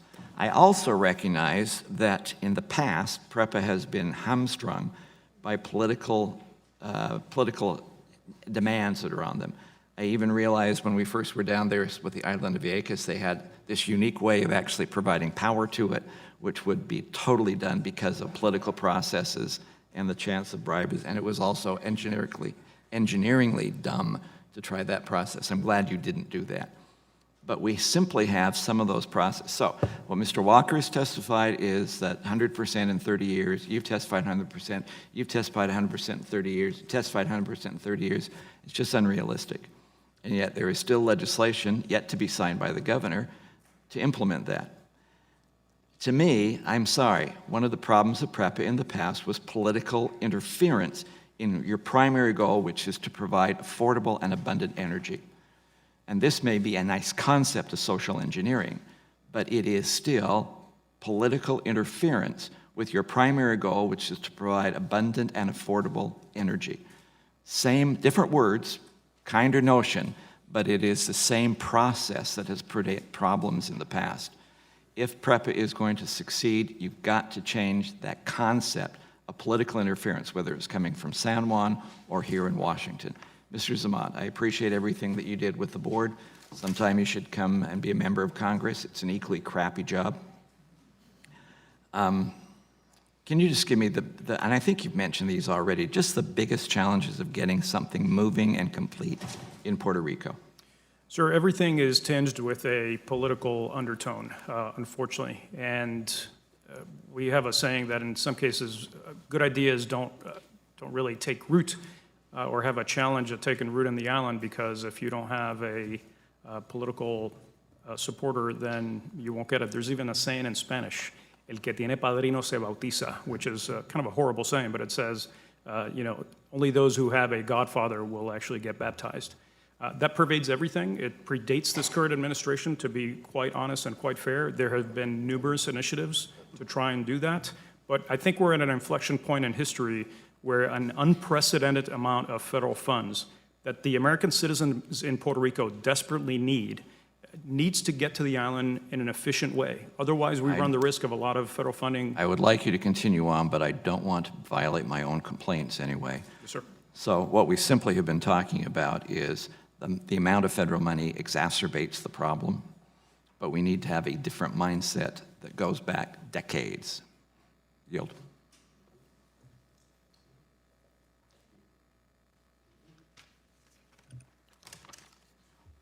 Yep. Thank you, Mr. Chairman, and thank you to all the witnesses for being here today.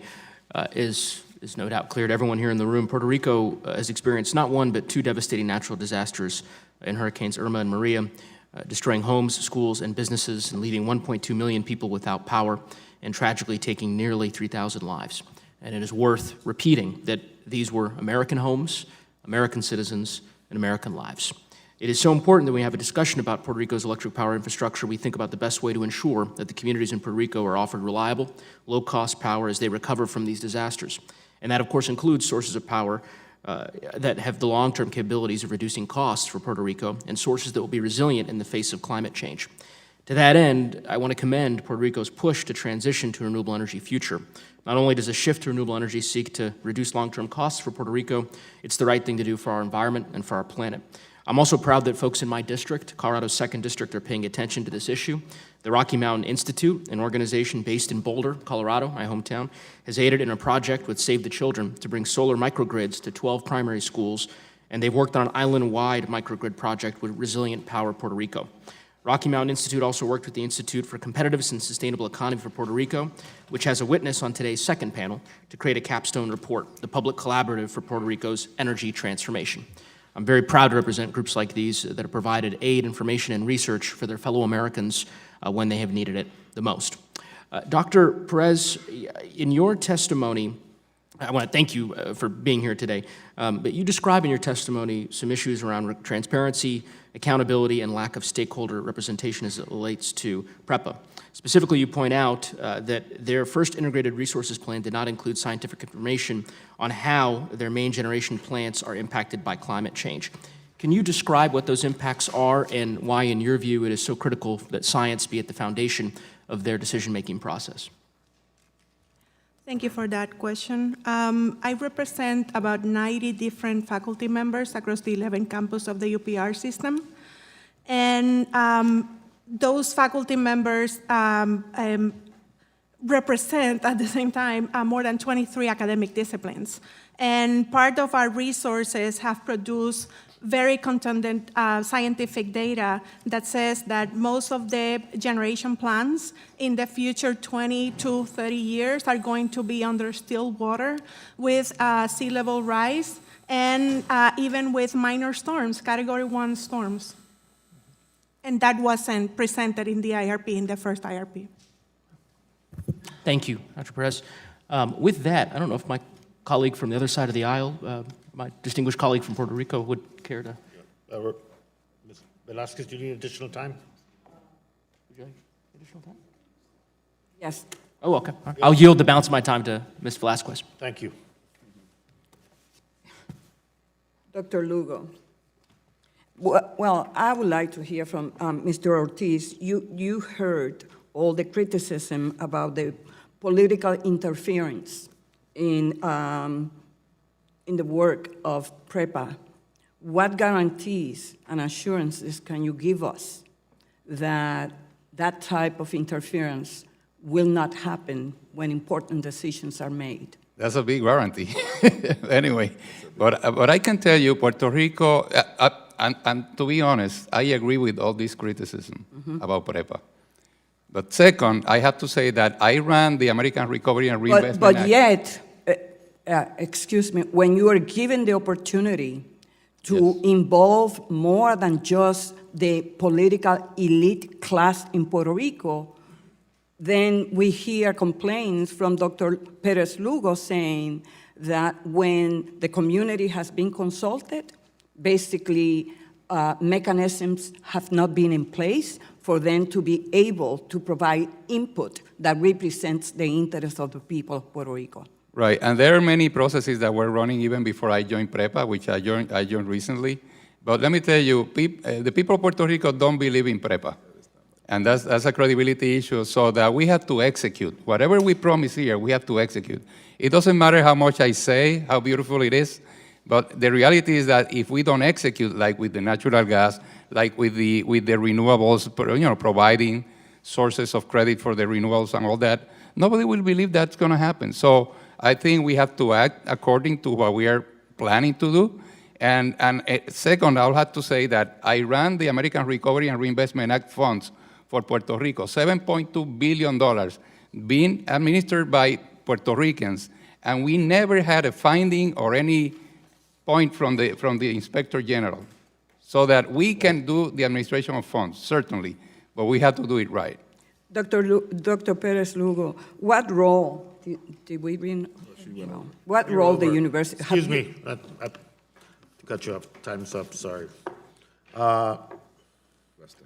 Westerman, please, sir. Thank you, Mr. Chairman, and thank you to the witnesses for being here today. Mr. Walker, to quote FEMA, they said that while some of the infrastructure was replaced and even upgraded to code, Puerto Rico Electric Power Authority, or PREPA, was not able to use the optimal materials or designed to maximize resilience because it was focused on emergency work. That will be done in the permanent work phase. As the Assistant Secretary for Energy, how much of the permanent work phase should be focused on renewables versus the establishment of a functional, reliable grid?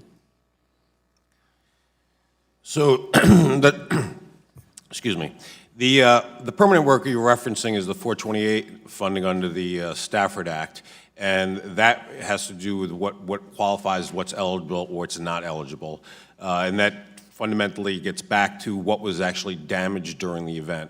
So, and again, this is a better question for FEMA, who are the experts in the 428 funding, but to do wholesale integration of renewables on the island at hundreds of megawatt scales will not likely be an eligible opportunity under the FEMA 428 recovery permanent work funding. And some of my Democratic colleagues will likely be quick to point out that renewables have a role to play in a functional grid, which I would agree with, especially for a sunny island such as Puerto Rico. But when we look at renewables technology, I'm not sure that anybody could do a 100% renewable system in Puerto Rico or anywhere because of the base load and the storage capacity, unless maybe for the base load we looked at biomass, burning biomass to generate steam and electricity for the base load and using wind and solar in conjunction with that. But before we get too focused on renewables, what investments should be made to guarantee the safety of the island? Mr. Walker. Thank you for the question. Again, this is it's a multifaceted approach with regard to what investments are necessary. I mentioned earlier, and I won't belabor the point again, that the investment in Palo Seco generation, putting generation capacity where the load is important. Vegetation management program, which would facilitate access to the transmission lines and reduce the type of damage that we did see through Hurricane Maria. I think a very important component moving forward is an operational and maintenance program. So while we've put nearly $5 billion worth of federal money through various efforts through the emergency restoration component into many of those dollars into hard assets, completely rebuilt transmission lines, they need to be maintained. They need to be inspected. That will add a significant amount of value. Substations, we've identified 18 substations that are critical substations that did have significant damage during Hurricane Maria. Those need to be prepared. There are civil engineering standards, 2414, which talk about and were used after Hurricane Sandy to move these substations into locations that are more viable for future events. And these are fundamental transmission and distribution components coupled with the proper integration of some renewable generation and also relying on the existing generation. As I mentioned earlier, there's a significant amount of existing generation on the island to move forward. In addition, a communication platform utilizing the optical ground wire components that are on the system on the island. So there's thousands of miles of optical ground wire that's not being utilized effectively to build a communication platform that would enable emergency response communication, much that was needed during the Hurricane Maria response. That's a capability that already exists from the standpoint of that optical ground wire, which is used in the static position on the transmission towers, already exists and can be leveraged.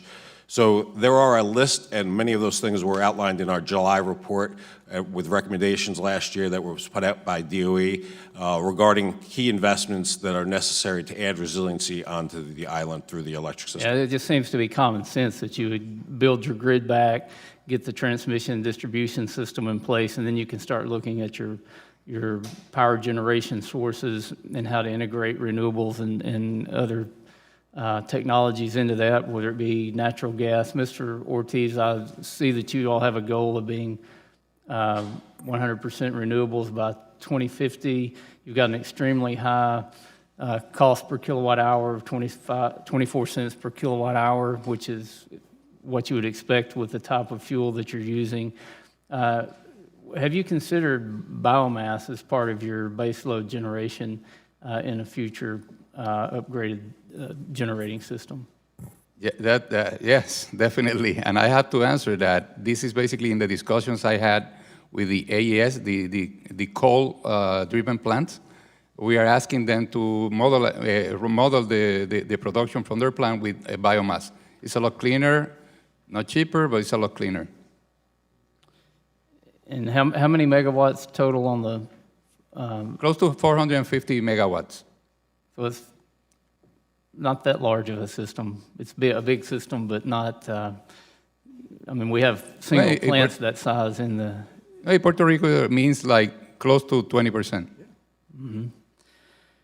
Okay, I think I'm out of time, and I'll yield back, Mr. Chairman.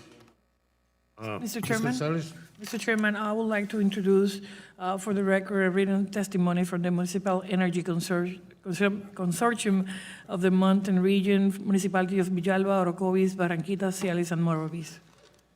Without objection, thank you. Let me just quickly some questions, and thank you very much. And Dr. Lugo, let me ask. There's been words that have been used about the conversion from fossil fuel energy generation that exists, primarily imported fossil fuel generation that exists on the island presently to provide power to the residents, to words like the conversion to renewables. We've used words like instantaneous, tomorrow morning. It's going to happen this quickly, and consequently, this is the problem with that. But you know, I think I think all of us, when we look at it, we recognize that currently that it's not possible for PREPA to immediately convert to 100% renewable energy, and there will be a need for a transition period. We all recognize that. But there are concerns that the current plan to focus on natural gas instead of maximizing and doing the promotion around, let's say, solar generation, will lock us into an infrastructure that will soon be dated, an infrastructure in which we will still be dependent on importation. Am I correct, or am I way off, or what the heck? Thank you for this opportunity to clarify something. I think that your question goes to the essence of a problem that is not only inside of PREPA, but is among all of us. We are still thinking that what is good for PREPA is good for Puerto Rico. And that is not necessarily so. And that means that we are still focusing on a grid-tied system, while depending on the purpose of the privatization process and the reconstruction process, different strategies will be best. Okay. Thank you. Mr. Mark Swatch, let me ask you a question. Same kind of previous question, but not the same. Is it realistic to expect to bring electricity prices down in Puerto Rico in the near or medium term, while replacing oil and coal-fired generation with natural gas, transitioning to renewable energy resources, paying off existing PREPA bondholders, and new investors and operators of the power infrastructure are all going to make a profit? Is this scenario realistic? It is very difficult, I would say, to accomplish that goal, but it's not impossible. Certainly, there are things that Puerto Rico can do, as Jose has mentioned, and Assistant Secretary Walker, both in the short term and the long term, that will help us get us there. But you have mentioned a lot of variables. I mean, everybody here seems to know the answer to PREPA, and I just want to emphasize there are a lot of gray areas that still have not been defined here. You know, what's going to be the load in the future, what's going to be the haircut on the debt, what's going to be the fuel mix. All those things have not yet been decided, and all those will incide in some form in the final kilowatt hour price. Thank you. Mr. Zamet, one follow up on the point that you made in your testimony and then you repeated in your oral, and that having to do with the, lack of a better word, a federal coordinator, disparingly an overseer, or whatever the term applies. A federal coordinator for recovery funds that would be the check and balance, the transparency, the accountability to a variety of parties, primarily the citizens, our fellow citizens in Puerto Rico.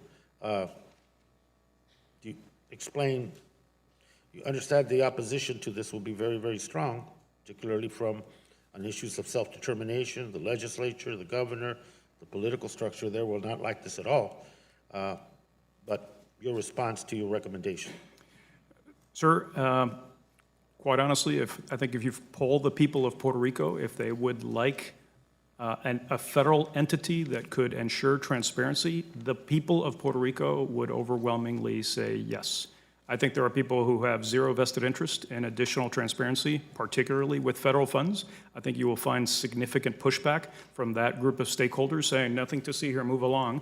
But the reality is that, again, this predates this administration by decades. We have seen this time and time again in many other situations, and we're not asking for anything to diminish, delay, or disrupt the flow of funds to Puerto Rico. Quite the opposite. It is a bit of sunlight pressure to ensure that when decisions are made, they're done correctly.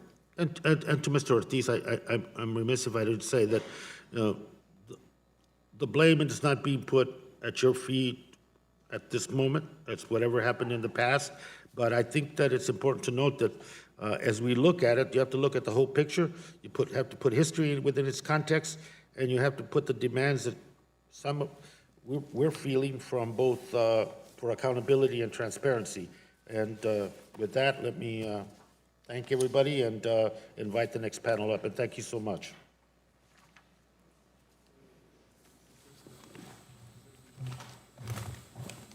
I feel sorry for Megan.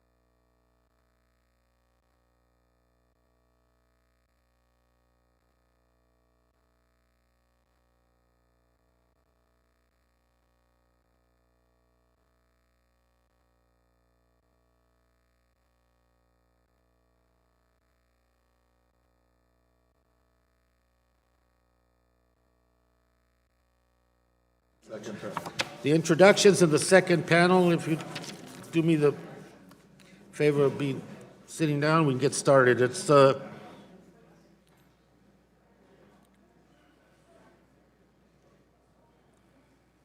So, when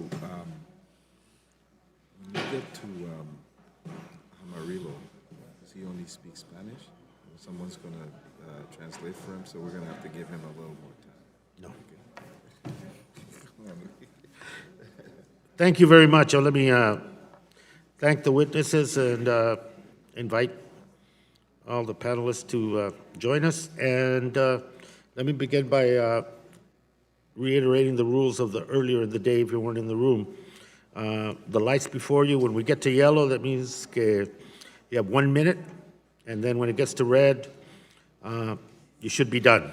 And that would leave enough time for members when they return and for the members that are here to be able to ask the witnesses questions. Thank you for being here.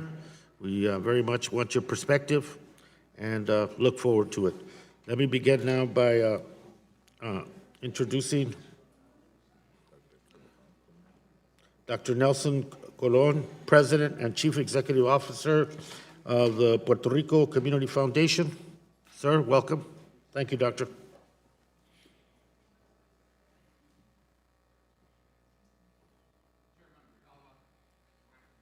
What questions do we have? Let me just look. Thank you all for your leadership in the inclusion of a committee voice in this conversation.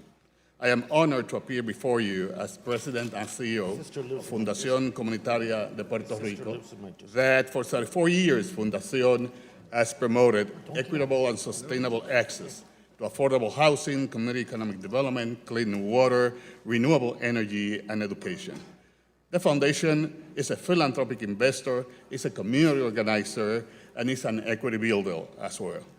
After the hurricane, Puerto Rico suffered from the longest blackout in American history. Lack of access to electricity was a contributing factor to the 3,000 deaths that occurred. Fundación Comunitaria rose up to the challenge and implemented a three-pronged energy agenda based on experience and results. The first prong focuses on sustainable energy for community clinics. The federally funded community health clinics became lifesavers to hundreds of Puerto Ricans. To this date, Fundación has supported the installation of solar systems for the emergency rooms of more than 50% of all clinics in the network. Our target is to reach 100% by 2020. The second prong highlights the solar community strategy. For 8 months, the residents of the Toro Negro community in Ciales lack access to electricity. Today, 28 homes are connected to 20 microgrids that form the Toro Negro solar community. On March 16, 2019, the leadership of this committee visited Comunidad Solar Toro Negro.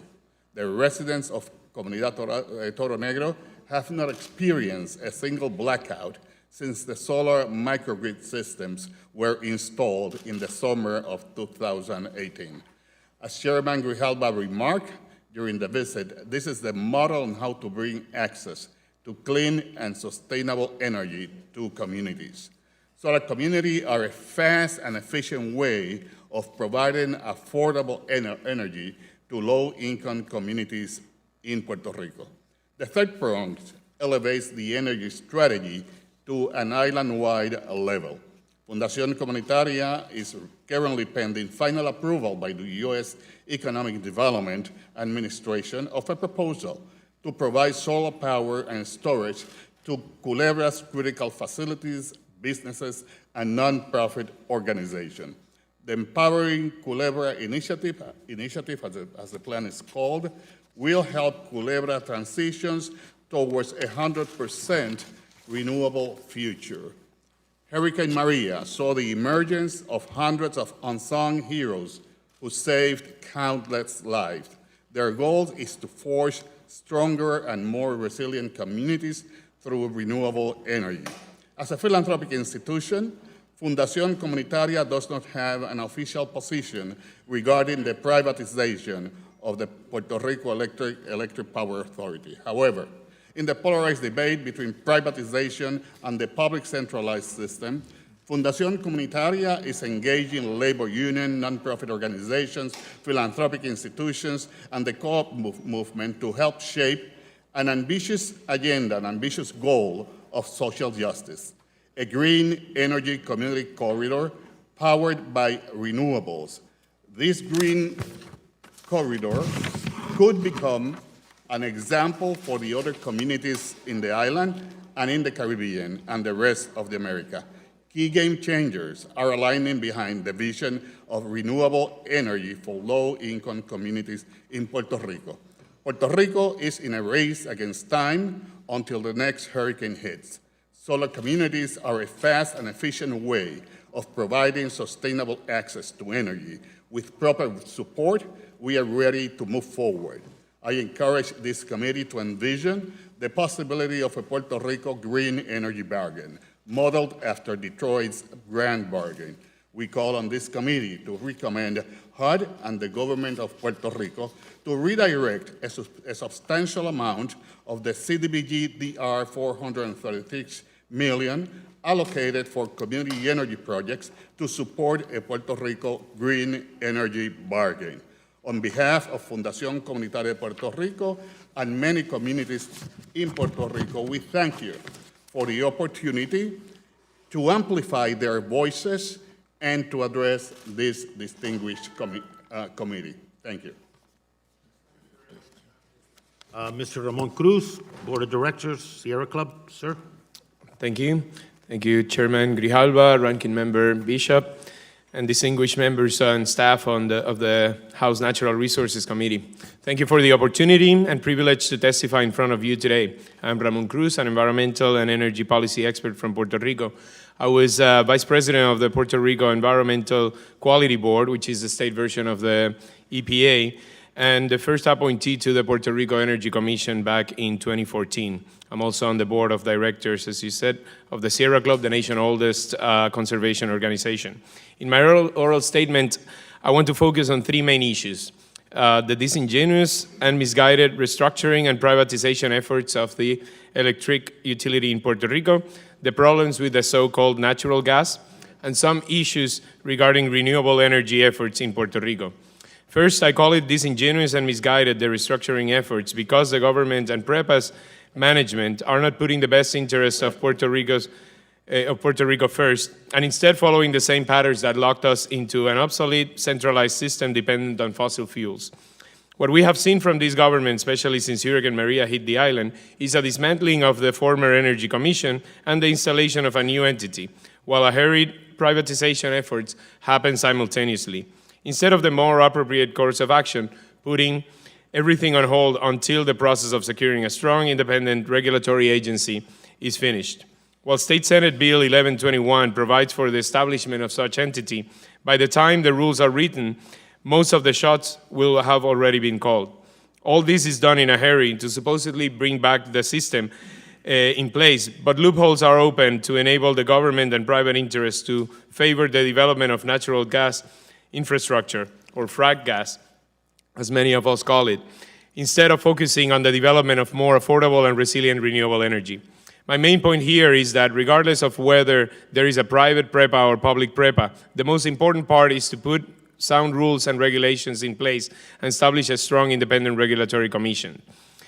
Furthermore, privatization is not a panacea to solve decades of mismanagement and lack of investment in infrastructure in the electricity sector. There are well-run public utility companies throughout the U.S., including major systems that provide electricity to millions of customers in Los Angeles, Austin, San Antonio, Seattle, Orlando, Jacksonville, and many other cities.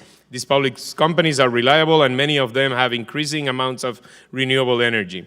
In fact, many of them provide energy at lower cost and with fewer emissions of carbon dioxide and other greenhouse gases than many electric power companies that are owned by private investors. The second point I want to make is that the current dynamic of expedited privatization efforts interference by PREPA management in the ongoing long-term planning process, the Integrated Resource Plan, and the openly declared effort by PREPA and others in the state government to focus on fracked gas in Puerto Rico will lock the island for the next 30 years into an infrastructure that will soon be obsolete. This focus on fracked gas may have been understandable in the 90s when states saw gas as a transition fuel. But given what we know about the impact of methane emissions, and given what we have seen, the practice of renewable energy, the price of renewable energy and battery storage drop thanks to advances in technology, there is no reason to focus on developing infrastructure based on continued fossil fuel for the next 30 years. High-level elected officials in the island and some in this committee have openly said that they want to make Puerto Rico a gas hub for the rest of the Caribbean. But Puerto Ricans want their island to be a hub for clean energy. For the last part of my statement, I want to focus on the deployment of renewable energy, and in particular, the solarization of the island. There is no doubt that our best efforts should be directed towards maximizing the development of solar energy in Puerto Rico and focusing on how to store that energy instead of making a bet on fracked gas. We should follow Hawaii's example in having a goal of 100% renewable, reliable, and affordable clean energy and take actions that lead us in that direction. Right now, while the government recently established a similar goal officially, we will not reach 100% renewable energy by 2050 if the actions by certain politicians direct large expenditures towards fracked gas infrastructure. For me, it is clear that the solarization strategy for Puerto Rico and the focus of a large portion of the billions of dollars that the federal government is supposed to contribute should be on lowering the price of electricity and improving the quality of resilience of the system. That is something that could be done through the development of microgrid or to decentralize the system and investment in rooftop solar energy. I will stop here since my time is up. Thank you. Let me now ask Mr. Tom Sancillo, Director of Finance, Institute of Energy Economics and Financial Analysis. Sir, time is yours. Chairman Grijalva and members of the committee, thanks for inviting me to attend. And Chairman Grijalva, I really appreciate your staff's work on this. They've been just terrific, and you're really well served. I'm the director of the Institute for Energy Economics and Financial Analysis, and the Institute has been closely following, analyzing the Puerto Rico electric system since 2015. Prior to my work with the Institute, I spent 17 years at senior public positions, public finance positions in New York. I'm here to testify on the current efforts to privatize PREPA. We conclude that the effort is unlikely to achieve the island's electricity policy goals of affordability, resilience, and reliability. I've seen many plans for PREPA. My organization has been asked to produce some of them. My basic message is this: no bondholder will be even partially compensated, no debt agreement honored, no contract fairly negotiated, no employee treated decently, no legal agreement binding, no law complied with, no budget initiative credible, no commitment to 100% renewable energy kept, and no privatization scheme successful, so long as PREPA is driven by a culture of political expediency. At every level, PREPA's management and the government deny and defy the application of professional utility standards as PREPA's governing principle, and this is not past tense. The privatization of PREPA was authorized by the passage of Puerto Rico Law 120 in June 2018. Privatization, as defined by Law 120, refers to a series of long-term contracts for a transmission concession, sale of power plants, new contracts for electricity supply. A pipeline of power projects is being discussed, chosen in secrecy and without proper professional justification. The opaque and politically driven framework for privatization shows that the governor has learned all the wrong lessons from past contracting failures. In my written testimony, I detail 3 of them. My written testimony also examines PREPA's recent contract with New Fortress Energy, current. The contract converts 2 units at the San Juan power plant to natural gas and provides for future supply of natural gas. The project meets a long-standing need, but the contract was awarded by PREPA outside the bounds of Puerto Rico's energy planning process to a small, politically connected private equity company with a limited track record. Fuel cost savings are primary rationale for the project, yet estimates vary widely, are largely unsubstantiated, and will not be verifiable in the future. Like a long list of poorly documented savings initiatives from PREPA, this critical budget savings project, so integral to PREPA's fiscal recovery is treated as marketing hype. Affordable electric power is essential for the recovery of Puerto Rico's economy, but we estimate that electric rates will go up, not down, under privatization. The current plans will result in electricity prices for consumers of 27 cents a kilowatt hour in 2024. What will drive up the rates? Privatization will overbuild natural gas generation, crowd out cheaper renewable energy, require high rates of return, and do nothing to mitigate PREPA's legacy debt. One of the reasons for PREPA's inability to make sound judgments on contract is the large number of political appointees on PREPA's payroll, upward of 300, according to the Oversight Board. When the chief motivation of those in charge is the re-election of the governor, politically driven contracts will substitute for professional energy planning. Yet instead of reforming the governance of PREPA, political leaders and the Fiscal Control Board used their privatization scheme to deny collective bargaining rights, salary, health, and pension benefits for the utility workers who actually provide services to the people of Puerto Rico. This is despite the fact that PREPA has lost more than a third of its workforce since 2012. The question facing Puerto Rico is not privatization, yes or no. That question is largely meaningless. Private contractors and private capital already play a significant role in the electrical system and have for decades, and future plans for the electrical system are heavily reliant on public investment. The question is what ownership, governance structure, and financial mix will produce the best results to achieve the policy goals of affordability, resiliency, and 100% renewable energy by 2050. The federal government could be enlisted to assist in rebuilding PREPA in a constructive manner. However, the current privatization effort under the governor's control, like the Whitefish contract, runs afoul of the preference in federal contracting for openness and transparency. As a start, what we would suggest is that IEFA supports the recently filed motion by PREPA's union, UTIR, to introduce an independent private sector inspector general. And an inspector general would be empowered to investigate PREPA's operations, implement reforms to eliminate waste and/or illegal activity, and report violations of law to enforcement agencies. Thank you very much. Mr. Figueroa Camarillo. Welcome, sir. Thank you. Honorable Chairman Grijalva and members of the House of Natural Resources Committee, my name is Ángel R. Figueroa Jaramillo, President of the Union of Electric and Irrigation Industry Workers, UTIER. I'm here representing more than 3,200 PREPA workers. We're here at your invitation to present testimony at this public oversight hearing on the rebuilding and privatization of the Puerto Rico Electrical Authority, PREPA. To talk of rebuilding requires examining, first of all, what is it that we hope to rebuild? In the case of PREPA, we're speaking of a state-owned company created by the government of Puerto Rico at a time when the island was beginning to industrialize. Puerto Rico was transformed from an agriculture-based economy to an industrial one. Placing the electrical system under the state ownership underwrote a broad program to meet the economic development needs of Puerto Rico. Decades of economic and technological investment created in Puerto Rico one of the most efficient and integrated electrical systems of any U.S. jurisdiction.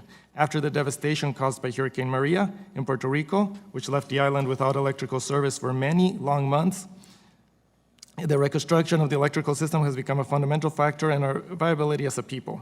In terms of physical devastation, the only natural disaster comparable to the Hurricane Maria in our history as a U.S. territory was Hurricane San Felipe in 1928, followed by Hurricane San Ciprián in 1932. Then, as today, there was a response by the U.S. government. During those years, the economic crisis unleashed in the United States in 1989 was also impacting Puerto Rico. The measures adopted by Congress promoted the program known as the Chadron Plan in Puerto Rico, while the United States also passed the Puerto Rico Emergency Relief Act, PREPA, and established the Puerto Rico Reconstruction Administration, PRRA. These programs together, bolstered by the vision of the Roosevelt administration's New Deal, created a new context for the identification of urgent economic needs and responses for Puerto Rico, as well as a step towards a reformulation of the process of economic recovery in Puerto Rico. A key piece in this recovery was the state's intervention in the development of an effective electrical system. PREPA certainly must be reformed in order to modernize its technology, to improve its infrastructure, to integrate the use of clean, renewable energy to reduce generation costs and to improve administrative efficiency. Today, it is intended for this Congress to provide billions of dollars to rebuild an electrical system without an integrated resource plan, without a plan for economic development, and without a true energy vision, all for the sole purpose of allowing private interests to profit from federal funds while holding the public hostage. On June 28, 2018, the Puerto Rico legislature approved Law 120, the law for the transformation of the Puerto Rico electrical system. The law seeks to streamline the process of privatization. The law was approved without any study demonstrating the benefit of privatization. In fact, the law eliminates the requirement of desirability and convenience studies for these transactions. It should be noted that the energy policy recently approved by the Puerto Rico legislature, PS 1121, is no Green New Deal, as it has been billed in the United States. The only clear objectives set are to privatize PREPA and to deploy natural gas generation. Federal funds will be used to subsidize the privatization, not to meet the needs and the best interest of the Puerto Rican people. The people of Puerto Rico need the federal resources directed to PREPA for reconstructions to be used to provide greater security for communities. The reconstruction of Puerto Rico's electrical system is imperative for the island's recovery. We ask the committee that the federal funds not be allocated until procedures and mechanisms are established that guarantee the transparent and proper use of such funds. UTIER has filed a motion before Judge Taylor Swain seeking the appointment of an independent private sector inspector general, IPCIG, to ensure compliance and the proper use of allocated funds. There needs to be an economic development plan in order to have a vision of our energy future. For this, the workers are willing to work together and seek consensus with the committee. Honorable Chairman, 5 minutes is not much time to describe the reality of Puerto Rico. Even so, we would be pleased to expand on the content of our testimony, whether through responding to questions or through extended written testimony. Thank you. Gracias. Thank you very much. Señor Jaramillo, muchísimas gracias por hacer el viaje y ahorita vamos a tener una pregunta para usted. Next is Mr. Tomás Torres, Executive Director, Puerto Rico Institute for Competitiveness and Sustainable Economy. Sir? Chairman Grijalva, Ranking Member Bishop, and member of this committee. My name is Tomás Torres, and I'm the Executive Director of the Puerto Rico Institute for a Competitive and Sustainable Economy, known as the ICSE. The chairman of the board of our institute is Mr. Jose Rossi. I'm a licensed engineer, a licensed planner, a licensed engineer for more than 30 years in Puerto Rico. I work in PREPA for 5 years. I'm also the consumer representative on the board of PREPA. Thanks for the opportunity of being here before this committee. My testimony here is on behalf of the ICSE, the institute, not on behalf of the board of PREPA. As Executive Director of the ICSE, I have the privilege, as part of our capacity building and educational effort, of participating of the 3 major efforts and proceedings that led to the new Puerto Rico energy policy. Those are, as the representative for Colorado mentioned a few minutes ago, the public collaborative for the Puerto Rico energy transformation that we did in conjunction with Rocky Mountain Institute. We also were part of the Senate Advisory Committee on Energy, and we were a commissioner of the Southern State Energy Board Blue Ribbon Task Force. The Puerto Rico, the public collaborative, as I say, developed by ICSE in conjunction with RMI, brought critical stakeholders in Puerto Rico to define the future of Puerto Rico energy transformation. 4 main points or area of change were identified as part of this effort. A new vision of self-sufficiency and credibility. Number 2, the need for independent regulator and enforcement powers. The creation of a modern regulatory framework, an integrated resources plan, and the involvement of co-ops, cooperatives, and municipalities as part of the transformation.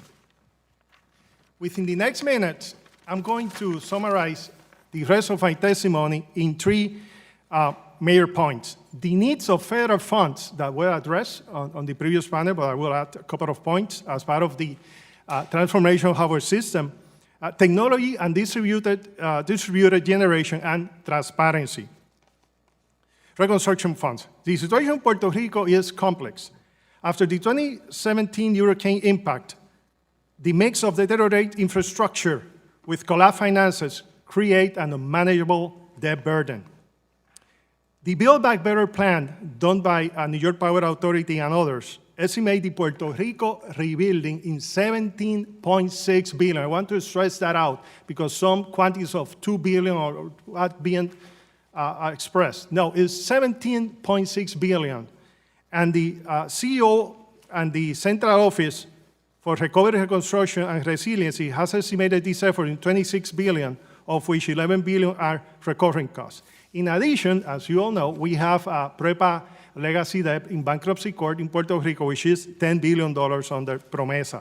The scale of these amounts indicates that funds required for the rebuilding of the electrical grid cannot come from PREPA and consumers alone, or solely from privately owned investment. High electricity rates are not a viable way to recover costs associated with the reconstruction of our electrical system. It is not real, it is not practical.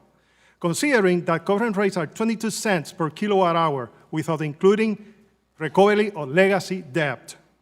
The recovery strategy is clear. Puerto Rico needs to rebuild its electrical system without raising electrical rates, which are already at above sustainable levels, and achieve rates below 20 cents per kilowatt hour.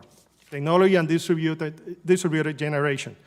Electricity generated by consumers costs less than building new generation because it is generated at the distribution grid at the load centers, as Secretary Walker mentioned.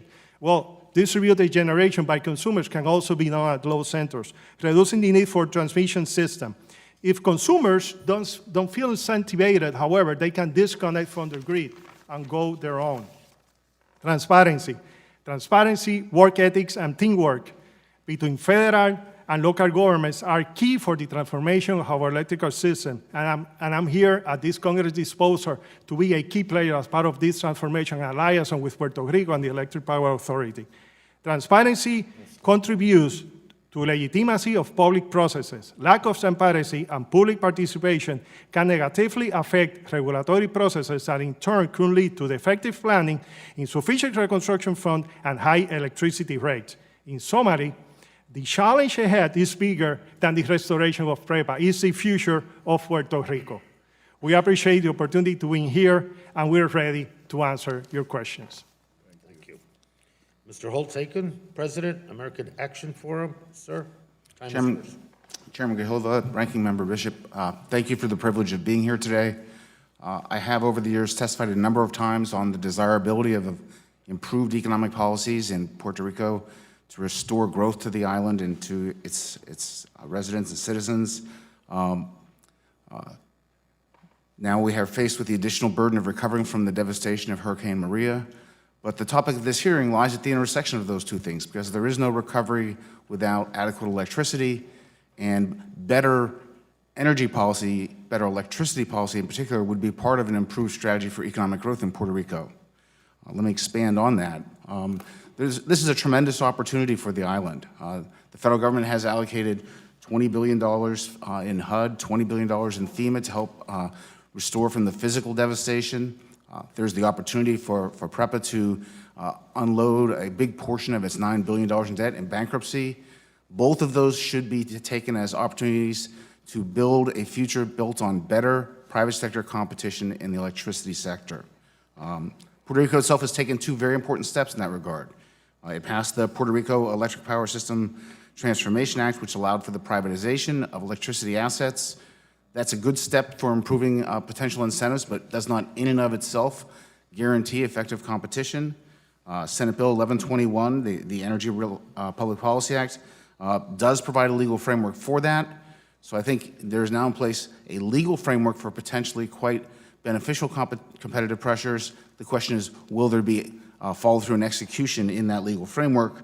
I'll point out that that's an important part of getting a more resilient and reliable grid. Private sector generators do not get paid if they are not generating electricity. They have natural incentives to build the kinds of reliability and resilience that are desirable into their operations. In my written testimony, I highlight the effectiveness of the Texas system in producing just exactly that. And I think that's something to be a big benefit to Puerto Rico.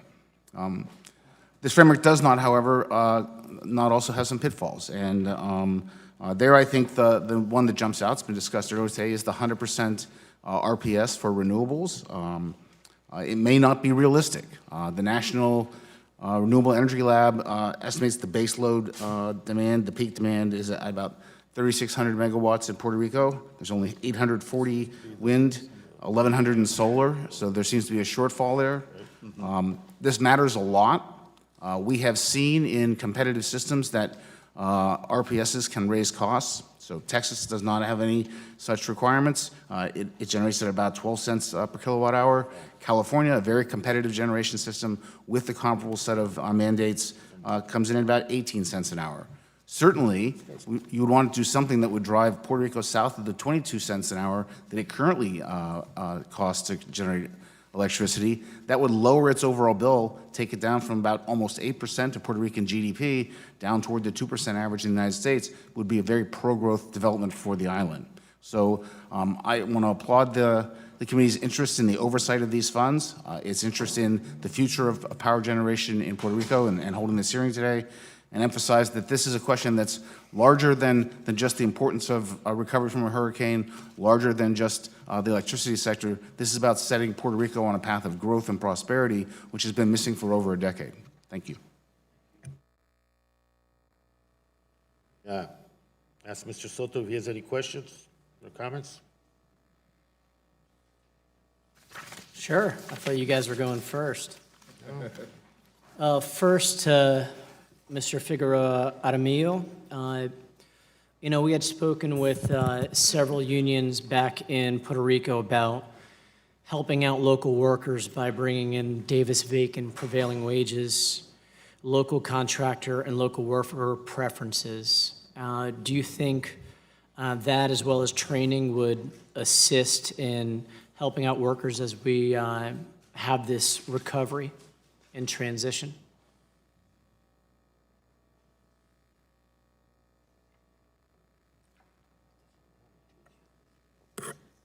La situación que está viviendo los trabajadores de Puerto Rico The situation that the workers of Puerto Rico are living right at the present es muy crítica. is very critical.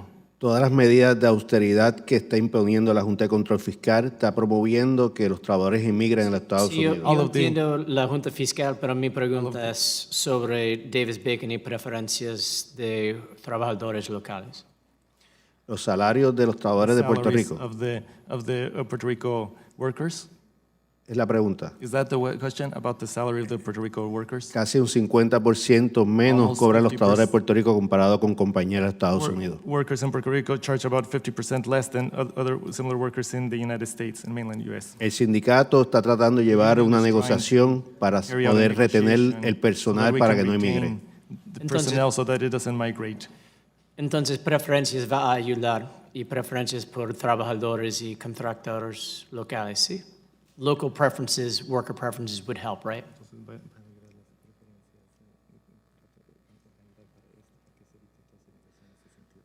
Parte de lo que la UTIER está proponiendo es Part que of se what the UTIER is, garantice los proposing is derechos that establecidos en el convenio The rights proposed in the frente a cualquier proceso de privatización para guaranteed. poder retener los trabajadores. Okay, thank you. Mr. Colon-Terratz, first of all, thanks for hosting the committee, Dr. Colon-Terratz. We really appreciated the microgrid presentation in Toro Negro. And if we were to focus on a few areas first to get this out there, would you agree that La Cordillera Central, Vieques, Culebras, the southeast part of the island where hurricanes come in first, will those be good areas to focus on to get microgrids out right away? Absolutely. I completely agree with that approach, and precisely what we are incorporating as a community green corridor is creating solar microgrids in La Cordillera Central in the Central Mountains of Puerto Rico. We will be beginning the work in Culebra, and eventually we will expand it to Vieques. Okay. And I just have a question for the whole panel. How soon do you believe Puerto Rico could get to 100% renewable energy? And I'd like one sentence answers because there's many of you, and we'll start with you, Dr. Colon. Sure. Yeah.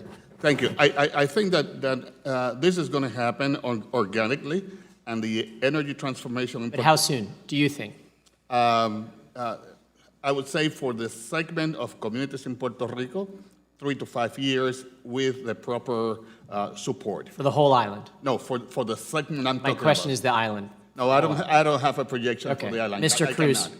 how long do you think it would take to get to 100% renewables if you had the resources you needed for the whole Well, island? a specific time is difficult to say, but as long as it's the focus is on community solar energy projects and rooftop solar, that could be possible within a decade, you know. But Okay. yeah.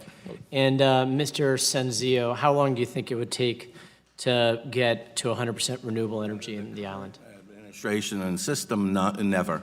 Under a well-managed professional system, you would do it well before the 2050 deadline. Okay. And Mr. Figueroa Aramillo, how long do you think it would take to get to 100% renewable energy on the island? Si se establece una política de transparencia y los recursos necesarios para el 2050 podemos cumplir. If an appropriate policy of transparency and all the resources is put in place and all the resources are put in place, we can meet the deadline of the 2050. Okay. And Mr. Torres? For 2050. However, it's very important that this committee understand that when we achieve 20% of renewable energy, that means we can achieve 100% 20% of the time. And let me explain, because this is very important. We don't have time for explanation. Okay, Mr. Holtz, thank you. Sorry, my time's limited. I don't know, but it'll happen quicker if you allow effective competition to drive out inefficient producers and don't pick people. Thank you.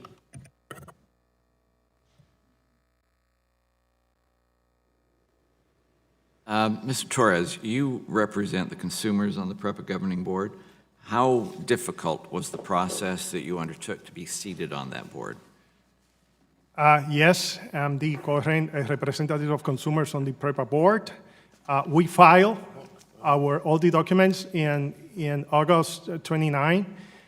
Then when we were supposed to be certified, and as the only person that submit all the and comply with all the qualifications, DACO, which is the consumer's agency in charge of the running the election, find out that a new law was enacted that transferred that to the ombudsman.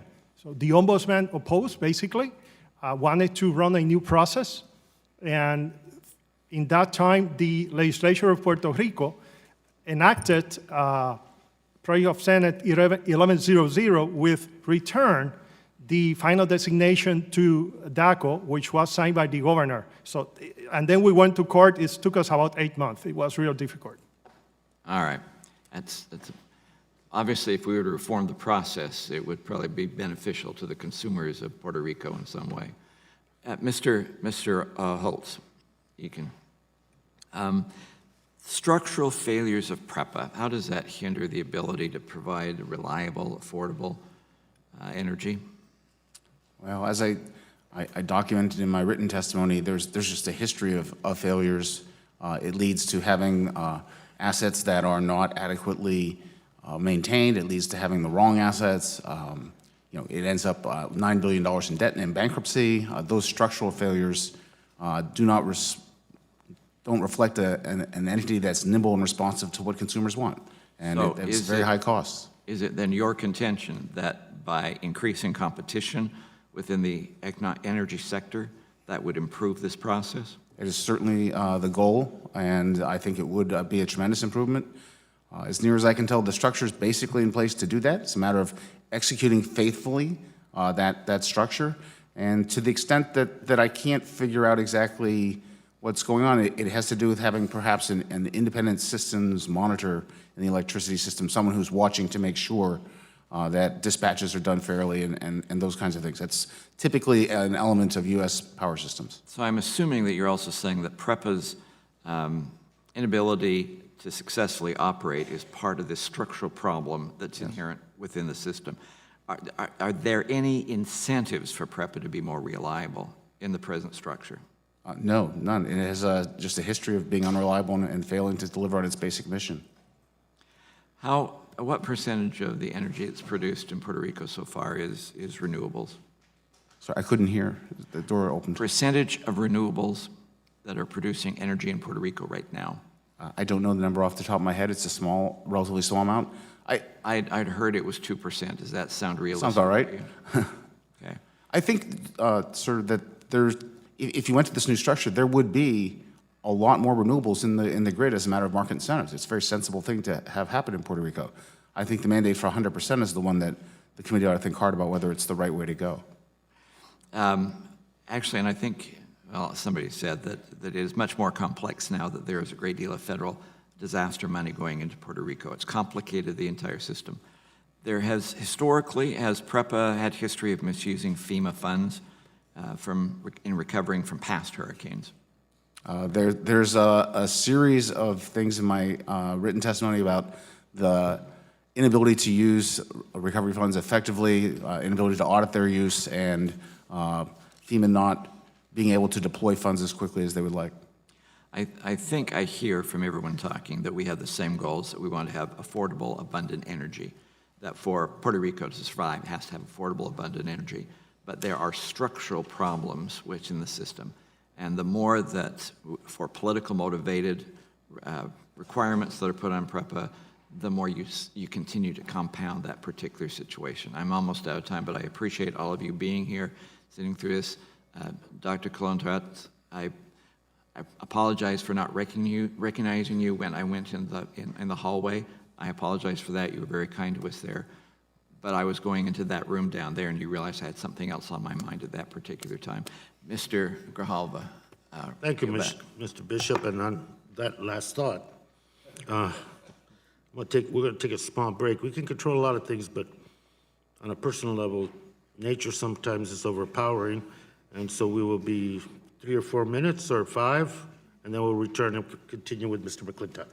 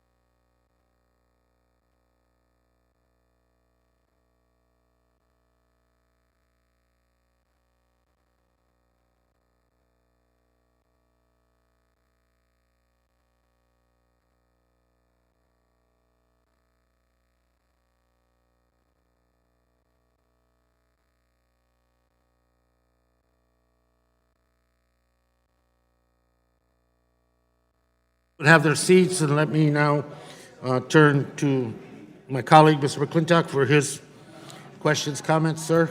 Great, thank you, Mr. Chairman. Mr. Holtz-Egan, I'm sorry to have missed the testimony. My concern's been, first and foremost, to restore cheap and reliable power to the island as soon as possible. What's the cheapest way of generating electricity available on the island? I think at present it's natural gas, but I think the important thing is to not make that judgment at this table or in this room, but to set in place a market system that drives generation to the lowest cost. I agree. What we ought to be doing is looking for the cheapest form of energy available. Mr. Torres, what's your perspective? Yes? You want to comment on that question? Yes, please. Prosumers is a key figure on this. In the IRPs filed by PREPA to the Puerto Rico Energy Bureau, they say that prosumers can generate energy this year at 15 cents per kilowatt hour, and the projected rate of PREPA was 25. So 10 cents less by PREPA this year, and next year 11 cents.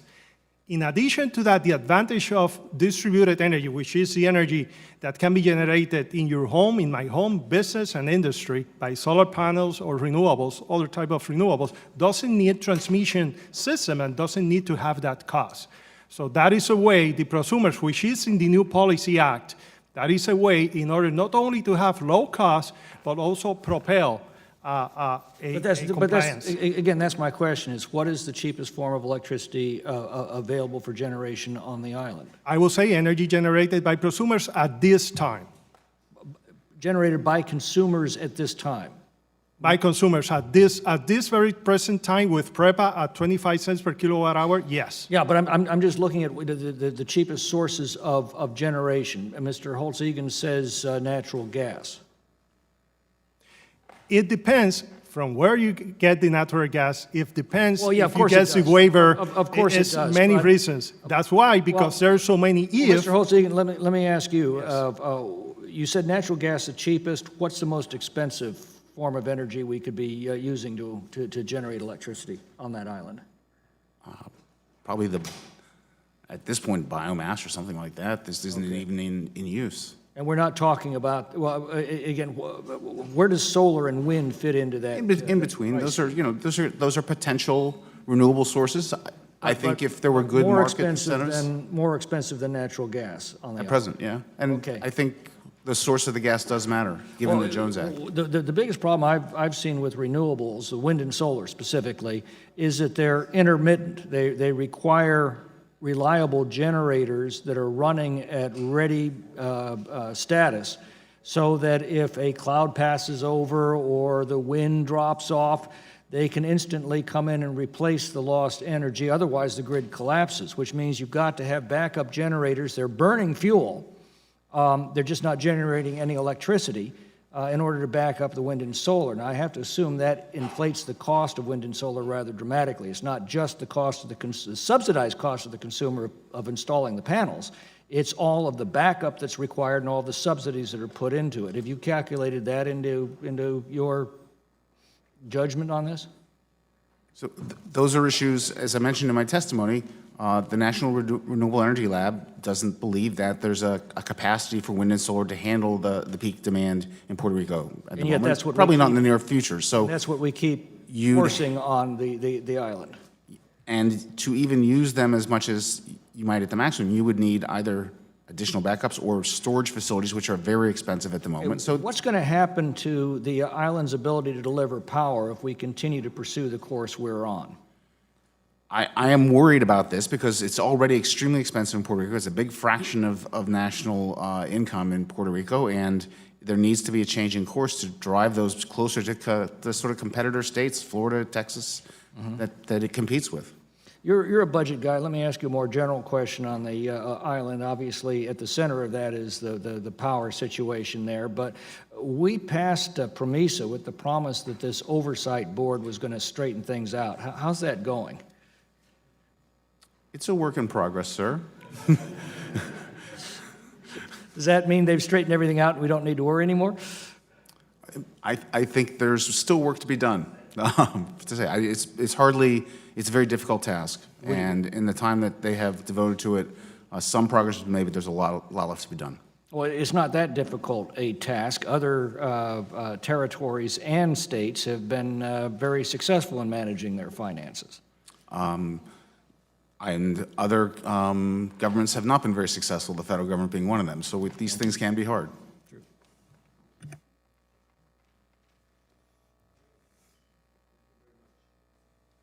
Ms. Gonzalez, time is yours. Thank you, Mr. Chairman. My question will be to Mr. Holtz and Mr. Colon. What actions we can pursue here in Congress or both at the state and federal level to promote similar efforts to across the island to manage both community power grids and in terms of PREPA to make things happen, or to help PREPA to achieve the goal both to lower the cost and to have a proper power grid for the rest of the island. Me first? Yeah. So, PROMESA provided a framework for the workout of the public sector debt overhang. No, I know what PREPA does. What, the next step. What specific things Congress can do in this timeline? Right. What recommendations do you have for Congress to change? That will be my first question. Okay. Second, because we got 3 minutes more or less, so things that you can answer in that time limit, you can provide it in writing. Sure. My second question will be, and I will make it all together so I can get the time. You explained that Texas can be used as a role model for a lot of things that can be used in Puerto Rico. I don't know if the Texas model can be used in an island, so explain as well what things that were done in Texas can be used in Puerto Rico. And in other areas, how we can take those examples as a main points to make things happen. So Texas is a good model because it is a single grid. It has its own grid. It has a very competitive generation sector. It has proven to have very low costs. And I think to the extent that in implementing electricity policy in Puerto Rico, the more you can study it, the better. It has, as I emphasized earlier, a good track record on resiliency and reliability. And that's a key consideration going forward here. So what can you do? I think, as I said before, if you look at the framework that's there, on paper it says that this could be an incredibly important moment for Puerto Rico. We could have a much more competitive, much more effective electricity system. The question is, will the world go forward as it's written down? And there I think it would be useful to have an independent system monitor, something the federal government could participate in selecting and identifying to make sure that these the bids are done at arm's length and the dispatching is done fairly and the distribution of the grid and the access of consumers to it all work the way they are designed to work. That's execution has not yet happened. Mr. Colon, you explained in the written statement that actually this committee went to Ciales to see one of those communities in Toro Negro. And I do believe that we need to allow more communities to have more organized and cooperative kind of involvement in terms of having that kind of power grid as well. What Congress can do or PREPA need to do in order to make that happen?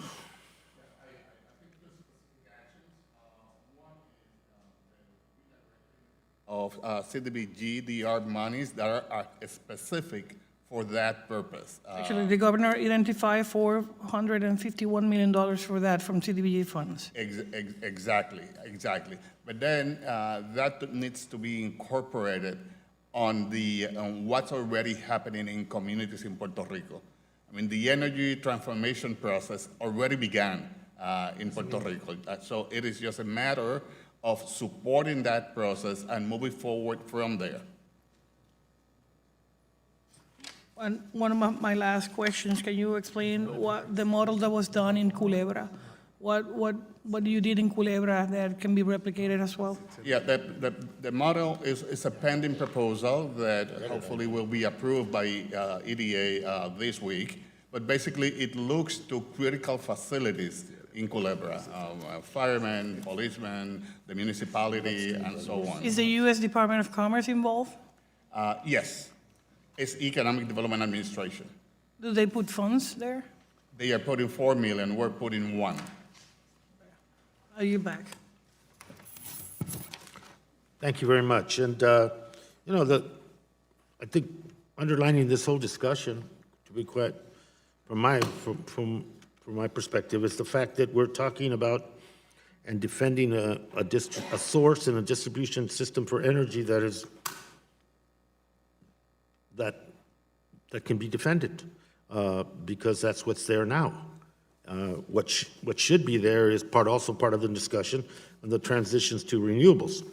And as such, let me just, because part of the discussion was about accountability, part of the discussion today was about transparency, part of the discussion today was about checks and balances, part of the discussion today was to have a presence that monitors and reports and insists on transparency, has investigative powers, and essentially oversees the system from ombudsman advocate perspective as opposed to a manager.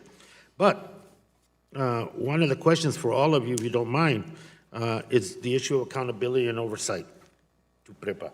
Does the Puerto Rico Energy Bureau have the sufficient capacity, capability, resources, including staff, to ensure that PREPA's transformation that we've been talking about all this morning is being done properly? It's a quick yes or no, or one sentence. I would appreciate it from all of you. So it's questions for everyone. Let me begin with you, Mr. Colon. Dr. Colon. Accountability is critical, and I think that the nonprofit sector could play a key role in a sort of... Yeah, but specifically the Puerto Rico Energy Bureau that has some oversight role, is it capable of doing that? I don't know. That I don't know. Thank you. Sir? I definitely don't think so. It should be funded the way other similar agencies are funded, with better staff, more technical staff, and certainly the distribution of its members we have to get out of the usual government appointment only. Sir? The Bureau has been written out of the privatization law. They have no role at all. Thank you. Señor Jaramillo? Primero que nada, yo First pienso of que hay all, que I think establecer cuál that we es have to el modelo de establish desarrollo económico que necesita what is nuestro the pueblo, economic para entonces development model establecer that we cuál need va a for ser el my- modelo de for energía people. que necesita nuestro And then, país. after that, then we can establish what is the technical or energy model that our country is going to need. Gracias. Sir? With the new energy policy, the Commission has all these resources and power to be independent regulator. However, they need to prove themselves. And there is no doubt, I will give the example of the award of San Juan 5 and 6. There is no doubt that that is in theory, a good project that need to be developed. However, the Commission decided not to do an amendment to the IRP and not to open that to public participation. Okay, thank you. Sir? I think there's questions whether it can do this, and I would emphasize always that if federal taxpayer dollars are involved, then there should be a federal taxpayer oversight involved as well. Yeah, and with regard to the Bureau, firewalls in terms of assuring its accountability and independence, that still wouldn't take it to the point where you would be comfortable with? It would be a big step in the right direction, no doubt. But I think, with the amount of money that is being invested, it's sensible for the federal government to have a role there. Let me begin with Mr. Sanzillo. How much per kilowatt hour would it cost to pay off PREPA's existing debt and cover the cost of the new power generation plus profits for the investors in those facilities and concessionaires for the transmission and distribution in the system? How much would that rate have to be? Guesstimate. Sanzillo?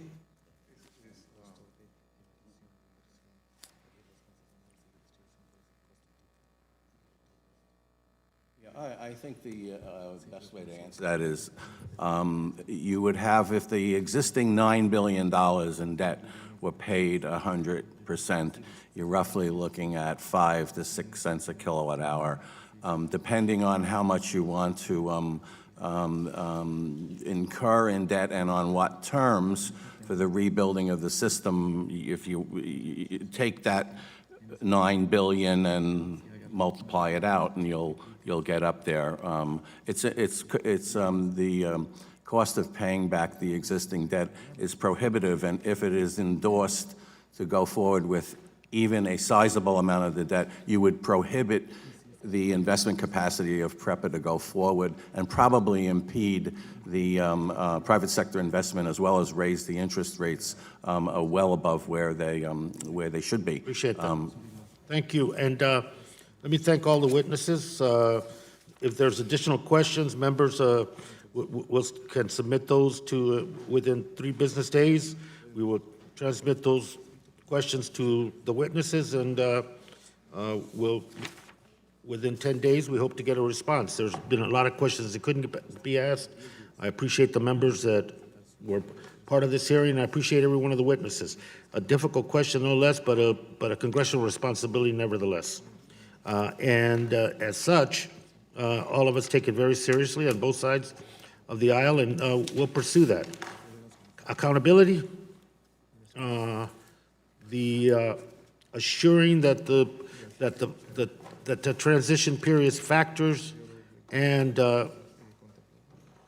respects and pays attention to the renewable energy demands that not only the majority in the committee have, but also, as I understand it, the legislature itself. And how that's done, I think is critical. But accountability, transparency, 2 key issues, and we'll pursue those. And also pursue the idea that I have talked about, an independent avenue to both report to and make the public aware of the functioning of PREPA in this period of time and for the foreseeable future.